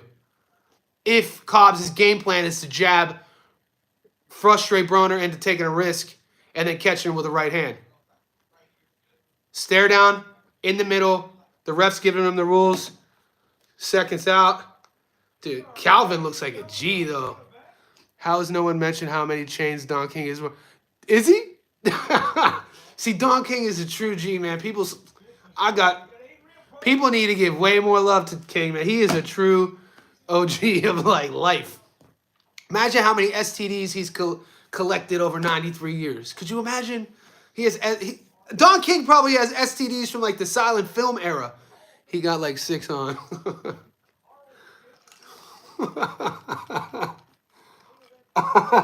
No one got that. I've had one whiskey and I'm feeling good. So if I say anything sort of derogatory, I apologize. It's the whiskey's fault. Let's go, AB. Cobbs. I don't like the color scheme Cobbs is wearing. I like the gold black. AB's fits are always on point. He got Cobbs' color scheme, what he's wearing looks like a kid who's never been a world champion. You know what I'm saying? He's wearing neon green with big block letters. He looks nervous. Does the beard affect the fight? I don't think that's a dumb question, man. I've heard people argue in boxing to not be allowed to have the beard. And I think if we look back, fact check this, either the early 2000s or late 90s, the commission in Vegas made a guy shave his beard. Or it was in the fight contract that he couldn't grow it. It was something like that. All right, Cobbs, Southie. Cobbs, Southpaw. Broner, Orthodox. They both jump to the center. Cobbs looks very switched on, but he looks very stiff. AB's smoother. AB has that style here. Cobbs is like... Dude, it's like watching it's like we're in a time... we jumped into a time machine watching an Adrien Broner fight, live streaming it. If you're watching the fight, I don't like how like Blair's feet right now. Blair's getting really out on his lead foot. AB's picking up on that, and with a guy like AB who's seen every sort of style, Cobbs is leaving him susceptible to a right hand counter. Cobbs is pushing the pace. He's falling and smothering his shots. Can you show the fight? Because we can't see. No, Gary. If I show the fight, I'm going to get flagged and get my whole YouTube taken down at the behest of you, Gary. So sorry. You have to deal with my big head. If you don't like the commentary, peace to the God.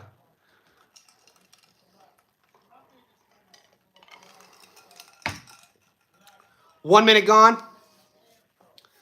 Broner staying in the center of the ring. Cobbs back against the ropes.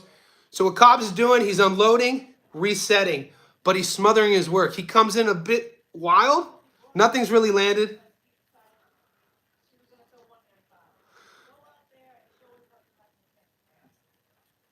Okay, AB's trying to counter him with that lead hook, and he's talking to him. AB's talking to him. Nothing's really landed. Right now, Cobbs is trying to bully AB, but it's not happening. AB's using his ring savviness and his defensive acumen to slip everything. And every time AB slips a punch, he talks to him. And then it forces Cobbs to do it again. Bro's the Fed. Right, Garrett? Oh, tell the Fed to peace. 1 minute left. Jab, that's nice. Cobbs lands a jab, laughs at AB.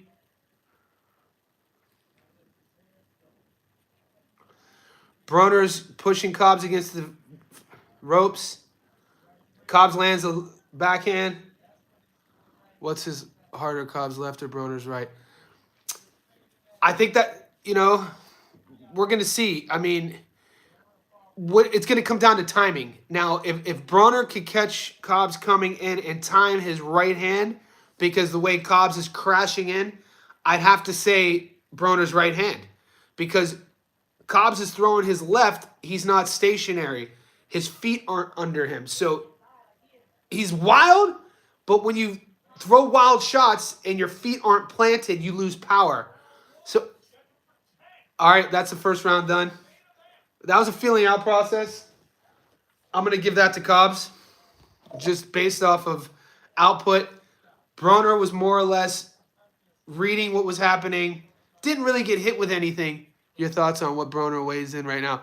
They weighed at 46. Broner probably looks 50. He's 5'6". He's probably 156 here. That belly, man.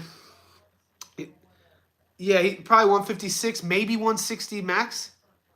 He looks switched on, though. I like where his head's at, but I'm giving Cobbs that first round. If you guys are watching it, let me know if you agree. You don't have to agree. Obviously, this is not an echo chamber. Cobbs won that round. It wasn't a wash though. It was a competitive round, but it's still a game. It's still scored as a game, meaning that points are scored on contact. And Broner wasn't using that first round to land anything specifically. He was using it to see what Cobbs was going to do. Back to that good question you asked about, is it going to be Cobbs' left hand or Broner's right hand? What Cobbs has shown, anyone opinion here matters except Gary's, right? Gary's out here. He's probably already left. Could you please show us the fight? Like, come on, dude. You out here suspect. What Cobbs is up for it, so he's landing his left hand a lot. What AB thinks he could do is Calvin 4K. Yeah. Oh! Who called the second round? Broner's down, second round, straight left. Somebody called Cobbs second round. He spits his mouthpiece out.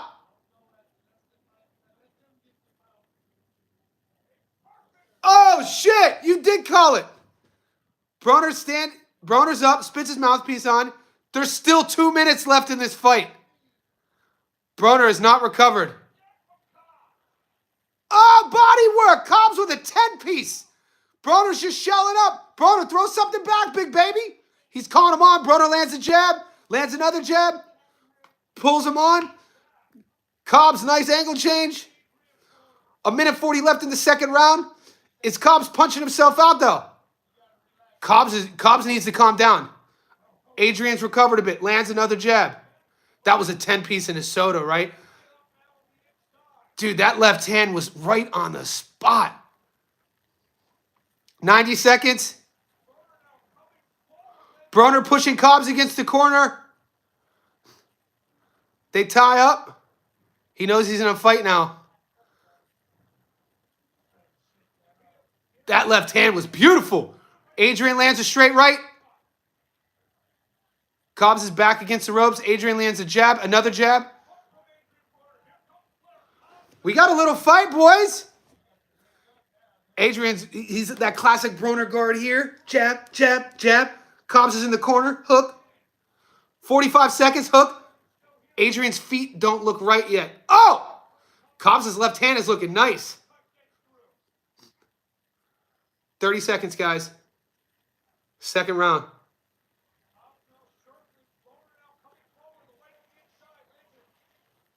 They're laughing at each other. Broner lands a hook. Clinches against the ropes. I wish I could show you it, guys, but I can't afford another YouTube takedown, man. They took my shit for like 6 months. They took my monetization for 6 months. I've still been active. AB, 10 seconds. Cobbs has to have all the confidence in the world. But Broner, he popped back up and did his job. This round wasn't a wash. Broner got caught bad with a left hand. He didn't see it. And it was what you call it was.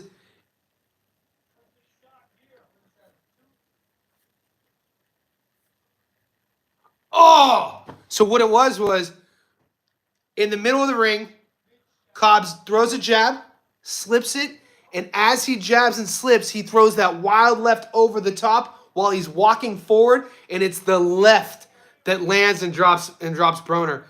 It's weird to see Broner on the canvas, I got to be honest with you. And then and then Cobbs throws a 12-piece combo to the body that all landed, but then Broner comes back and fought evenly the rest of that round. Obviously, with the knockdown, that's another Cobbs round. And you know what? You got to see Adrien Broner's sort of savviness, veteran savviness, being able to overcome that. Cobbs up 2-0, 10-8 round. This is an intriguing fight. Cobbs is showboating, hands down, smiling, laughing. Broner's calling him on. Broner is stepping in with this jab and throwing the hook right off of it. I love that combo as an orthodox fighter. So he's jab hook right off the bat. That works if you're pushing your opponent backwards. So it's bing, bing. And Cobbs has got caught with it a few times. No, AB went down. AB got dropped. It was a clean knockdown. He was down for about 8 seconds, gathered his mouthpiece. When he got up, he actually spit his mouthpiece out and got another probably 5 to 10 seconds. But he came back and at least tied that round. And he's pressuring Cobbs now. A minute gone in the third. Cobbs is back against the ropes. Broner's game plan is evident. He wants Cobbs on his back foot because if he has Cobbs on his back foot, he's going to negate that wild exchanges that he throws. And that's how Broner... Dude, this is a fight. The difference with this fight and Hutchinson fight, Hutchinson respected Broner too much. Cobbs does not respect Broner, and he's landing the left hand. The way he's doing it is it's so unorthodox. Cobbs is from the southpaw style, jabbing, and as that jab lands, he's coming, and as he dips under, he's stepping forward and catching Broner over the top with the left hand. The first time it landed in the second, that's the one that dropped him. He landed another big one, but Broner's making an adjustment. As Cobbs is extending here, rather than going back, Broner's taking a step forward and hitting the straight right hand. So that's an in-fight adjustment that's very high level, especially from a former... You get that from a former world champion like AB. When you get caught on punches, on wild exchanges going backwards, your feet aren't under you, your balance isn't there, and you're much more susceptible to getting dropped. So it's kind of like in Muay Thai. If you're fighting a kicker, you want to smother the kicker. If you're fighting a long puncher, you want to smother them. So that adjustment Broner has made is he's pairing the jab now. As Cobbs throws it, he doesn't exit. He catches it here. And as Cobbs steps in to throw the left, Broner steps in to throw the right. And you know what? AB is catching his number now. AB has made a really, really high-level adjustment here, and he's getting the better of Cobbs. Cobbs keeps going to the well with the same combination. 30 seconds in the third round. Cobbs keeps throwing the jab, dipping under. It's that same combination that worked in the second. But you're going to have to do something else now. This is boxing. You can't go to the well too many times with the same combo against a high-level fighter like AB, who's been a 4-time world champion and expected to work. AB is pushing the pace, putting Cobbs on his back foot. Cobbs is fighting more nervously now, 10 seconds in the third. This is drama. AB is fighting this boy. That's a Broner round. That's an AB round.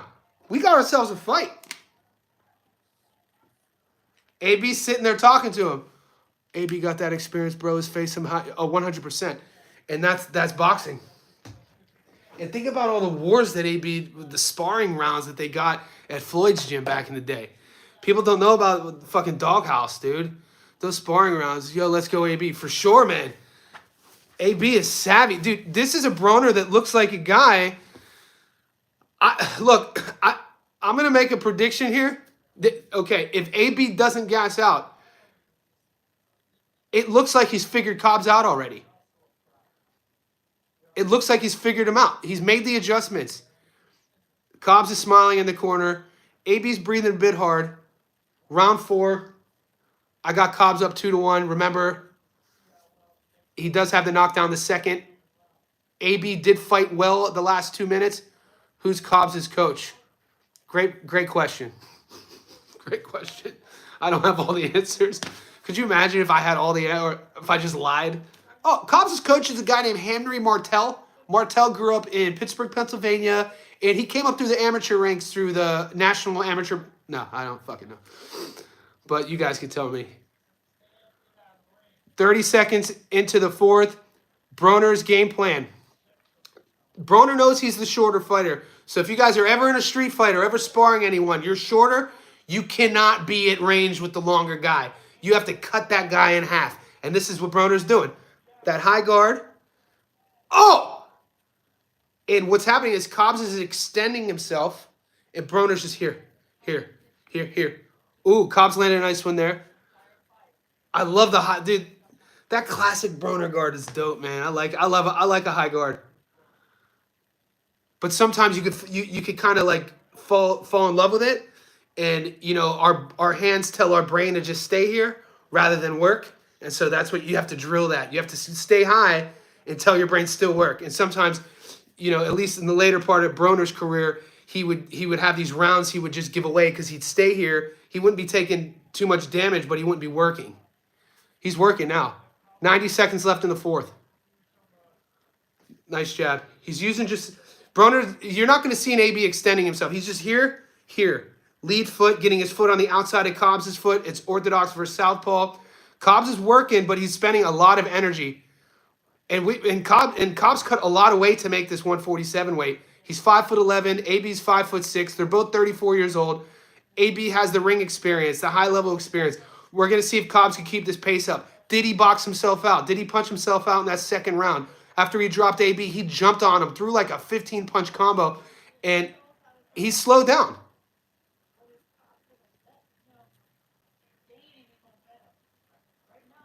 This is a good fight, guys. The thing with Cobbs is you could see his inexperience in his technique. You could see the green in his hooks. You know, when you're in the pocket, a guy who's very technical will throw their hooks from here. You know, so your hook should be thrown from there. Cobbs is throwing his hook from there. So when he opens up here, think of all that space he has to get countered, rather just from there. And that could rear its ugly head. He's getting caught there because what AB's doing is when Cobb's opening up here, AB's just tapping. 10 seconds left in the fourth. Oh! Lead hook, AB. End of round 4. That's a close round. That's a close round. Based off of momentum, based off of where this fight has been and where it's going, I'm giving that to Broner. How are you guys scoring it? First and second to Cobbs with the knockdown. Third and fourth to AB. Wow, dude. Somebody almost picked it. Whoever, I think it was TJ or Greeny. Cobbs knockout in the second. That close, man.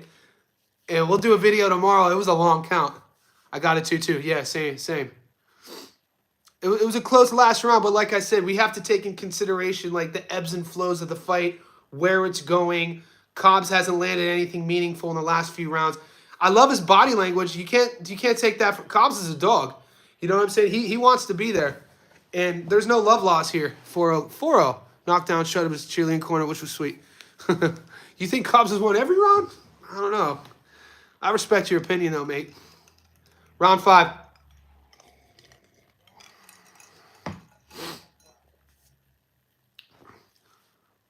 Broner's trying to catch Cobbs with this lead hook. History does Broner do better in later rounds. Better late round fighter. 30 seconds gone in the 5th. This is a technical Adrien Broner. It's exhausting too, guys. It takes a lot of energy just to always back up as well. You know, when you're training, when you're fighting, you're not really training your cardiovascular system of backing up. That's an energy system issue. That's not really a cardiovascular thing. That would have been bad for AB if he got stopped in the second, for sure. He showed a lot of urgency getting up from that knockdown and a lot of urgency how that second round ended, which tells me where his mind is. It tells me he wants to be there, that this is not a cash grab, that he's boxing good here. All right, so now an adjustment he's made in this 5th, Broner, he's kept the space and distance, still smothering, still high guard, but rather than pawing with the jab, he's stepping in with the straight right, his power shot. Maybe I'm being harsh. I watched Broner versus Vargas. When was AB's last fight? AB fought last June against Hutchinson in Florida, so it's been a year. Most viewers of the night. Let's go spread the word. People, Johnny says is the man. The next, man. I'm who I am, man. I appreciate the kind words. I am who I am, right? I've been doing this. I've been doing this for a while. Just not. Oh! Cobbs lands another. So the only punches of significance that Cobbs is landing is that off the jab, under, wild left hand. And Broner, the reason why it's landing is that time Broner exited rather than entering, and he's getting caught on the exit. The length this is a Cobbs round right now. I don't know if AB is taking it off. Cobbs' work rate is very impressive. AB's not backing up, though. It's not like it's a pedestrian round from AB. The more meaningful shots are landing from Cobbs. He's more active. But the one thing I like with AB and his body language is he's controlling the center of the ring the whole fight. It's like a dog peeing on a fire hydrant. AB's like, this is my ring. And that's admirable. Dude, Cobbs' output is fascinating. 10 seconds left in the fifth. One big punch is landed. Oh, nice counter. So that's the counter. I see what AB's trying to do. All right, that's a Cobbs round. I give the fifth round to Cobbs. That output was nuts. He's breathing hard finally after 5 rounds. So there's an adjustment that I want to talk about. What AB's doing is he's coming closer and closer with a straight right. So the first, up until this moment, he's using this guard. He's using his footwork to come forward. He's cutting that distance every time. He's waiting. He's not necessarily countering Cobbs, but he's waiting Cobbs to open up so he could step in. And the first few rounds, excluding the time where he got caught, the first few rounds on the step in, Broner was throwing the jab on the step in. He was setting it up with the jab, pawing, but then he high guard, step in, jab. That last round, pawing, step in, straight right. And so it landed 50%, like with 50% power last round, but he's getting closer and closer. That step in straight right though, if he's going to knock Cobbs out, it's going to be that punch because it's getting closer and closer. And we're going to see 6th round if Cobbs is going to have the feet, if he's going to have the stamina. Broner is being really economical with his cardio, man. It's pretty high-level stuff right now what he's doing. He's not wasting anything. He's not wasting any punches. His footwork, because he's fighting a southpaw fighter, he's keeping his front foot placed perfectly on the inside. Cobbs keeps fighting him, wanting to be on the outside. But this then allows Broner to have his straight right aligned with the perfect part of the shot where he wants it. Because if Cobbs gets his way, he's circling away from his power side. Broner's using the jab here, and he's setting that up. He doesn't really open up too much. He is throwing the short uppercut, a la if you watch the Fury-Usyk fight in the first few rounds, Fury had a lot of success with just the short uppercut that Usyk made a beautiful adjustment to, and then it stopped landing. But that's where, oh shit, head clash? Oh, dude, so AB is throwing off of the clinch, he's throwing that lead hook. Broner's left hook is very underrated, by the way. It's not really going to knock anybody out, but that speed he flicks it at is fucking world class, especially from the close proximity. Like, it's tough to be in the clinch here and just snap one off like that. Broner's done it a few times. His hand speed, man, it's still there. He's still... Where you see the skills deteriorating is his exiting from the pocket and his head movement, but his hand speed is still there. Oh, my God. Cobbs is throwing this punch. It's not quite like a bolo, but it's like a... I heard somebody talking about it. I don't know if it was Ernie Shavers who used to throw it, but it was a punch to where he would throw it like that. Like, you're in the pocket, you're in the clinch, your opponent's shelled up, and you're throwing it here to hit your opponent here. And Cobbs has done that a few different times with his left. And I don't know if it's hurting Broner, but it's annoying him. 1 minute left in the 6th. It's a good fight, man. Both guys should be proud right now with what their outputs looking like, how they've carried themselves. Come on, AB. 40 seconds left. The thing I would say about Cobbs that an adjustment he should make in his corner is not letting AB control the center. That's the one thing that you could clearly see with the game plan is Broner is controlling the middle. He is not letting Cobbs get stationary. He is not letting Cobbs get comfortable in the center of the ring, which, nice left hand, which means that he's putting Cobbs on his back foot with his back against the ropes. And when your back's against the ropes, it's really tough to sit down on anything meaningful. And so this is helping Broner, A, to negate Cobbs' length, and B, to remove any, at least for this point, minus the 2nd round, fear of power shots coming at you. So front foot placement. Oh, they're growling at each other. Fucking hell, that was an exciting round. That was a close round. Have fun scoring that one. Based off of ring generalship, the center of the ring, I'm giving that one to Broner. After 6 rounds, what do you guys have it? I have Broner winning the 3rd, 4th, and 6th. Cobbs winning the 1st, 2nd, and 5th. Halfway through. It's a good fight. This version of Adrien Broner beats a lot of guys. I don't know at 47, but beats a lot of guys at 40. I don't know if AB wants to stay at 47. Shit, he beats guys at 47 here, man. You can see the prep work, man. Round 7. I should know this. 3-3. Yeah, this version of AB, man, is this a 10? Can somebody check if we're going 10 or going 12? I should know that. Dude, that high guard, man. You don't see it a lot anymore in boxing. See. Nice, man. Nice, they're exchanging. 15 seconds into the 7th, they're going back and forth, but once again, Cobbs' back is against the ropes. And if anything, an optic for the judges that's not a good optic to have your back against the ropes the whole fight. And that's obviously when you're game planning a longer guy, you plan for that from AB's perspective.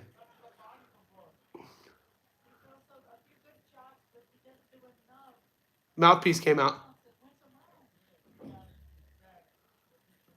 AB's mouthpiece came out. It wasn't even a big shot, but it woke Cobbs up. Cobbs took it as if he was hurting him.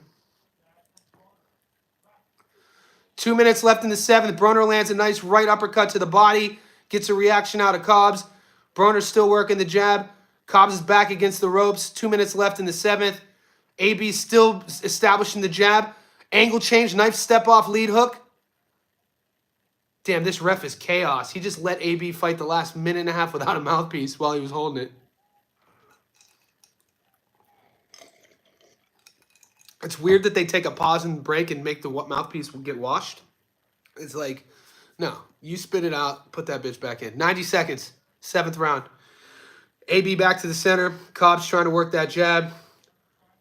Broner lands a big left hook. Cobbs lands a straight right. They're going punch for punch. Cobbs using his footwork. AB takes the center, puts Cobbs against the ropes.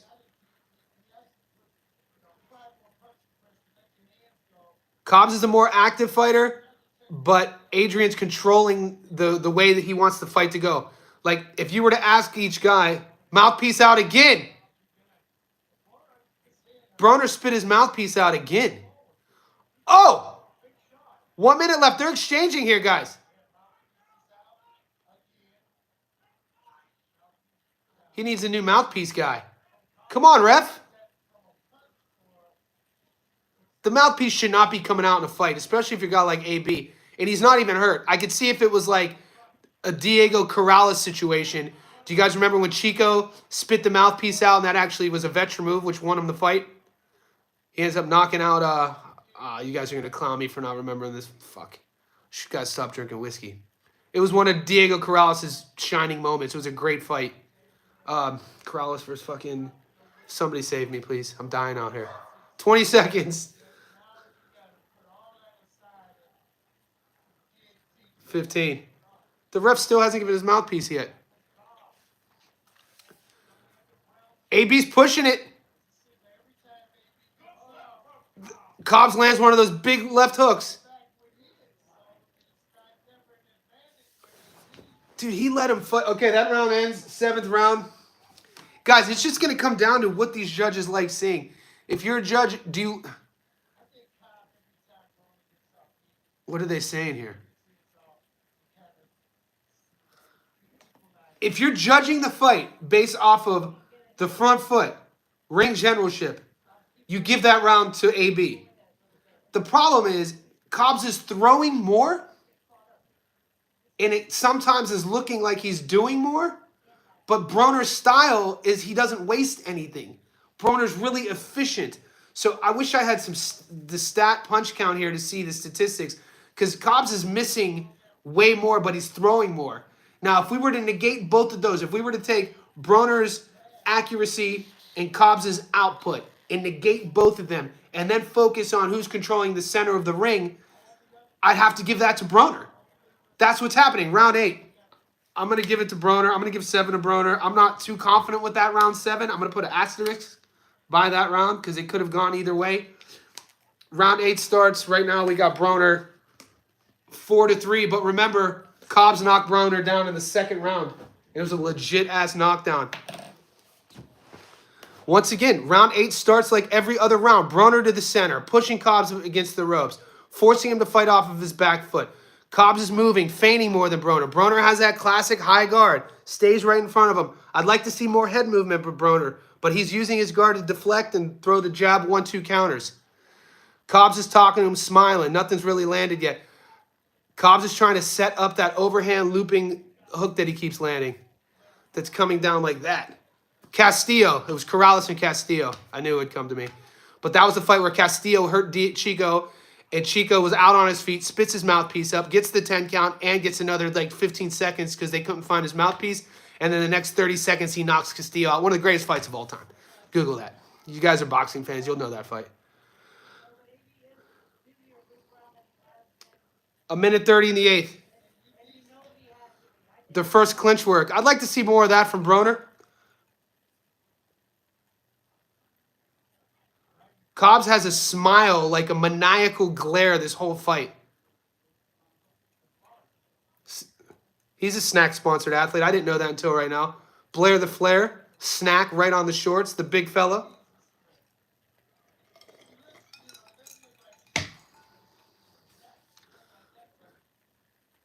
It's going good so far. A minute left in the 8th. Could somebody, is this a 10-round or 12-rounder, guys? I can't click out of any of the devices. Broner, Cobbs has a little bit of swelling under his right eye. Broner's pace has not slowed down. Broner has been very professional with his pace, just methodical on it, coming forward. Not quite a marauding style a la Errol Spence Jr., but more kind of like workman-like, a little bit slower of a pace, straight shots, jab, jab, straight right hand. Every now and then he'll open up. 30 seconds. He's basically looking for flaws in Cobbs' defense when Cobbs throws his offense. And Cobbs every now and then is landing lunging left hands. And it catches Broner on the exit. Oh, Cobbs finally unleashes a straight right. They're exchanging. 10 seconds left. 8th round. Beautiful body rip from AB. Nice hook to the head from AB.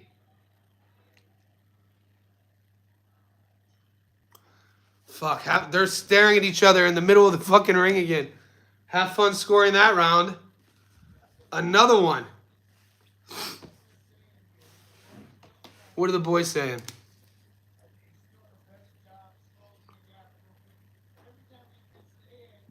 Based off, it's very close, guys.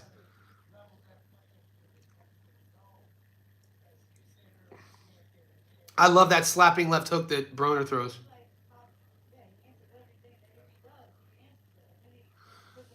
Broner's huffing on the seat. They got the end swell on his right ear.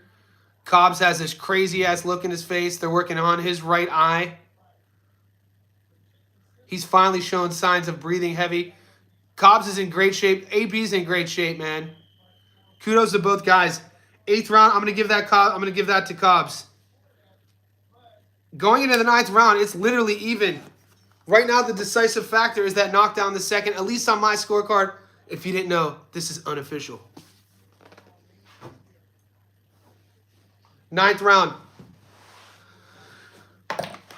Once again, AB takes the center, puts Cobbs on his back foot, back against the ropes, setting the jab up. 30 seconds gone. Cobbs is still output, still high, trying to land that jab. It's 10 rounds. All right, good. So now we know. We got 5.5 minutes left of the fight. Okay, I trust you. Bad left hook is usually spot on. It's going to come down to output here. I hate this saying. What have we got to draw? I hate what I'm about to say, but it's going to, who wants it more, right? I mean, both guys obviously want it. It's going to come down to whose gas tank is higher. 2 minutes left in the 9th round. It's still anybody's fight. The decisive factor is the knockdown in the second. It wasn't quite a flash knock. It was a knockdown. It was a clear-cut knockdown. But AB got up, and some would say that he might have, he couldn't have won the round, but it could have been an even round because on points. He lands a left hand right there, a minute 30 left, lands a right hand. What's happening is every time AB opens up, Cobbs is returning something. But Broner hasn't fought. Broner hasn't been on his back foot at all this fight.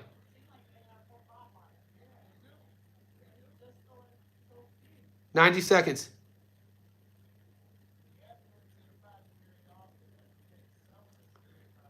Nice left hand over the top.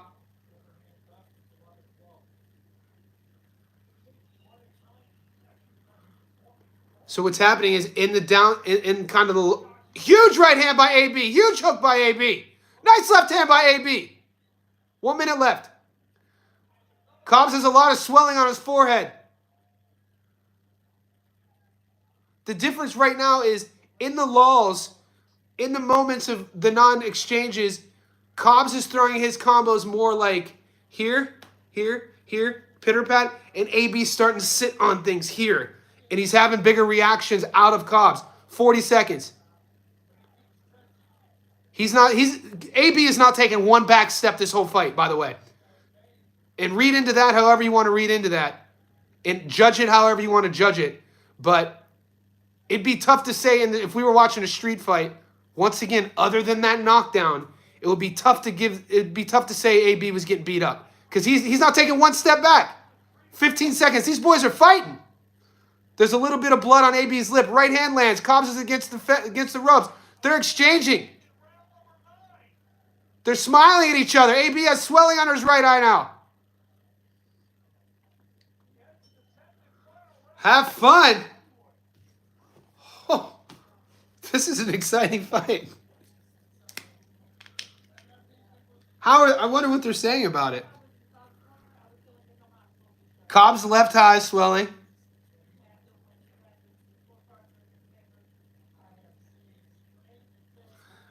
The one announcer is saying that Cobbs is up on the scorecards. The other announcer is saying that Cobbs needs a knockout. So even the people who are at the fight commentating are seeing it two different ways. Just for the sake of numbers, I give that to Broner. So we got 1, 2, 3, 4, 5, 1, 2, 3. Broner up 5-4 going to the 10th, but he's been knocked down the second. That 7th round was super close. None of these rounds have been super clear and decisive one way or the other, except that second round. I'll put the volume up. Yeah. 9th just finished, guys. This is the 10th. What's up, Wolf Trey? You know your boxing. Always appreciate the comments. AB still hasn't taken a step back. 2 minutes left. Stepping forward now. Walking with that straight right hand. Throwing that lead hook. Once again, Cobbs is on his bike. Backing up. Somebody needs to leave the stamp on this fight. It's still anybody's fight, guys. 2:30 left in the 10th. They're standing in the middle throwing bombs.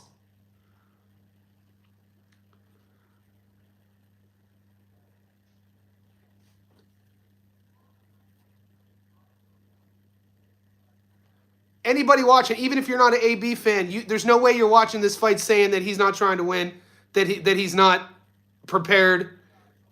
He beats a lot of guys. This version beats a lot of guys. I'm going to be interested in how they score it.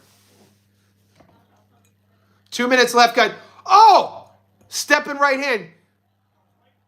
Oh, Broner opened it up.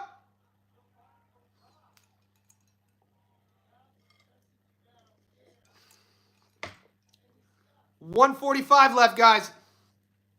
Both guys are fighting like it's anyone's fight, too. Kudos to both guys. Cobbs is off balance. Broner working the body.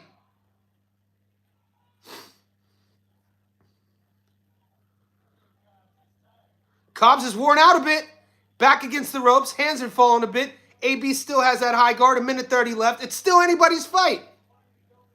The referee's just standing there, not had to do much this fight with a smile on his face, just enjoying the show. AB's got caught with maybe 3 significant punches the whole fight, all the same punch. The wild overhand left from Cobbs, the one that dropped him in the second. He got caught with a huge left at the end of the 8th. A minute left. We see flashes of Broner's hand speed when they're in the pocket. He does that one. Boom. Ba, ba, ba, ba. 45. Nice left hook. Broner's on the hunt still. Hasn't taken one step back this whole fight. Shuffling, good footwork. Broner just now Broner looks like the more energized guy. Going for it. 30 seconds left. Cobbs throws about 5 punches, but they're the pity pat type. Broner's guard is high, walking Cobbs down. Mouthpiece is out. 20 seconds. That just must be a bad fitting mouthpiece. That's the 3rd time AB's lost his mouthpiece to a non-punch. It just looks like a bad... Broner has Cobbs in the corner, working him. 12 seconds. Broner hasn't taken one back step this fight. Hasn't used the shoulder roll. Oh! He caught him! The best punch of the fight was at the bell, Broner's left hook. I don't know how they're going to score this. That's a Broner round. The best punch for Broner at the whole fight was at the bell. He caught him and staggered him. We'll see how they score this. This scorecard's going to be all over the place. Let's say he gets an 8 there. 10, 20, 30, 40, 50. Dude, sounds like Broner took the last round. This lady, I don't know who she is. She's saying that Broner only won 3 rounds. I don't trust her, guys. I don't trust her at all. 10, 20, 30, 40, 50, 60. 4, 36, 46, 56, 66, 76, 96. 10, 20, 30, 40. 1, 2, 3, 4, 5, 45, 55, 57. All right, I'll show you my scorecard. Is that Gary's wife? I don't mean... Gary! All right. I got it 96-95. I got Broner. She a fed. I got Broner by a round. I'm so interested how they score this. So I got you.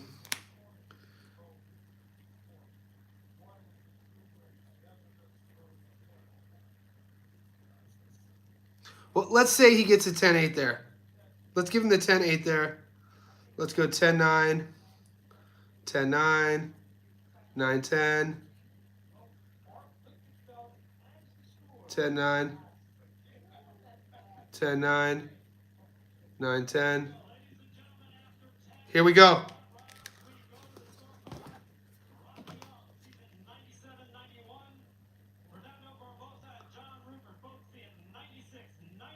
That's how I had it.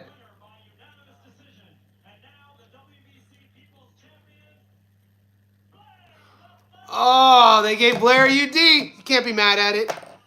You can't be mad at it, but, like, this is why... Look, I'm not going to say robbery. I'm not going to say... I had AB winning the fight by a round. But the problem with the scoring is this. Is that what I like to do is, in a close fight like this, you got to ask yourself, if they were in the street, if this fight happened in the playground, would you have said AB got beaten up? You know what I'm saying? Like, think about when we were kids in the playground at the end of a fight, the teacher breaks it up. Who wins the fight? Yeah, Cobbs won. UD. The one who wins the fight is the one who was on top at the end. 97-93 is a crazy scorecard, guys. I got to run. It's Saturday afternoon here. I got to go hang out with my girl. But guess what? My girl got a girlfriend. Stay tuned to the channel. Subscribe. Thanks for hanging out with me. I appreciate you guys. You guys know your boxing. And stay tuned. We're doing a video. I'm gonna break down the stats tomorrow on a more highly produced video. You'll see a different version of me. All right. Peace, guys. I appreciate you.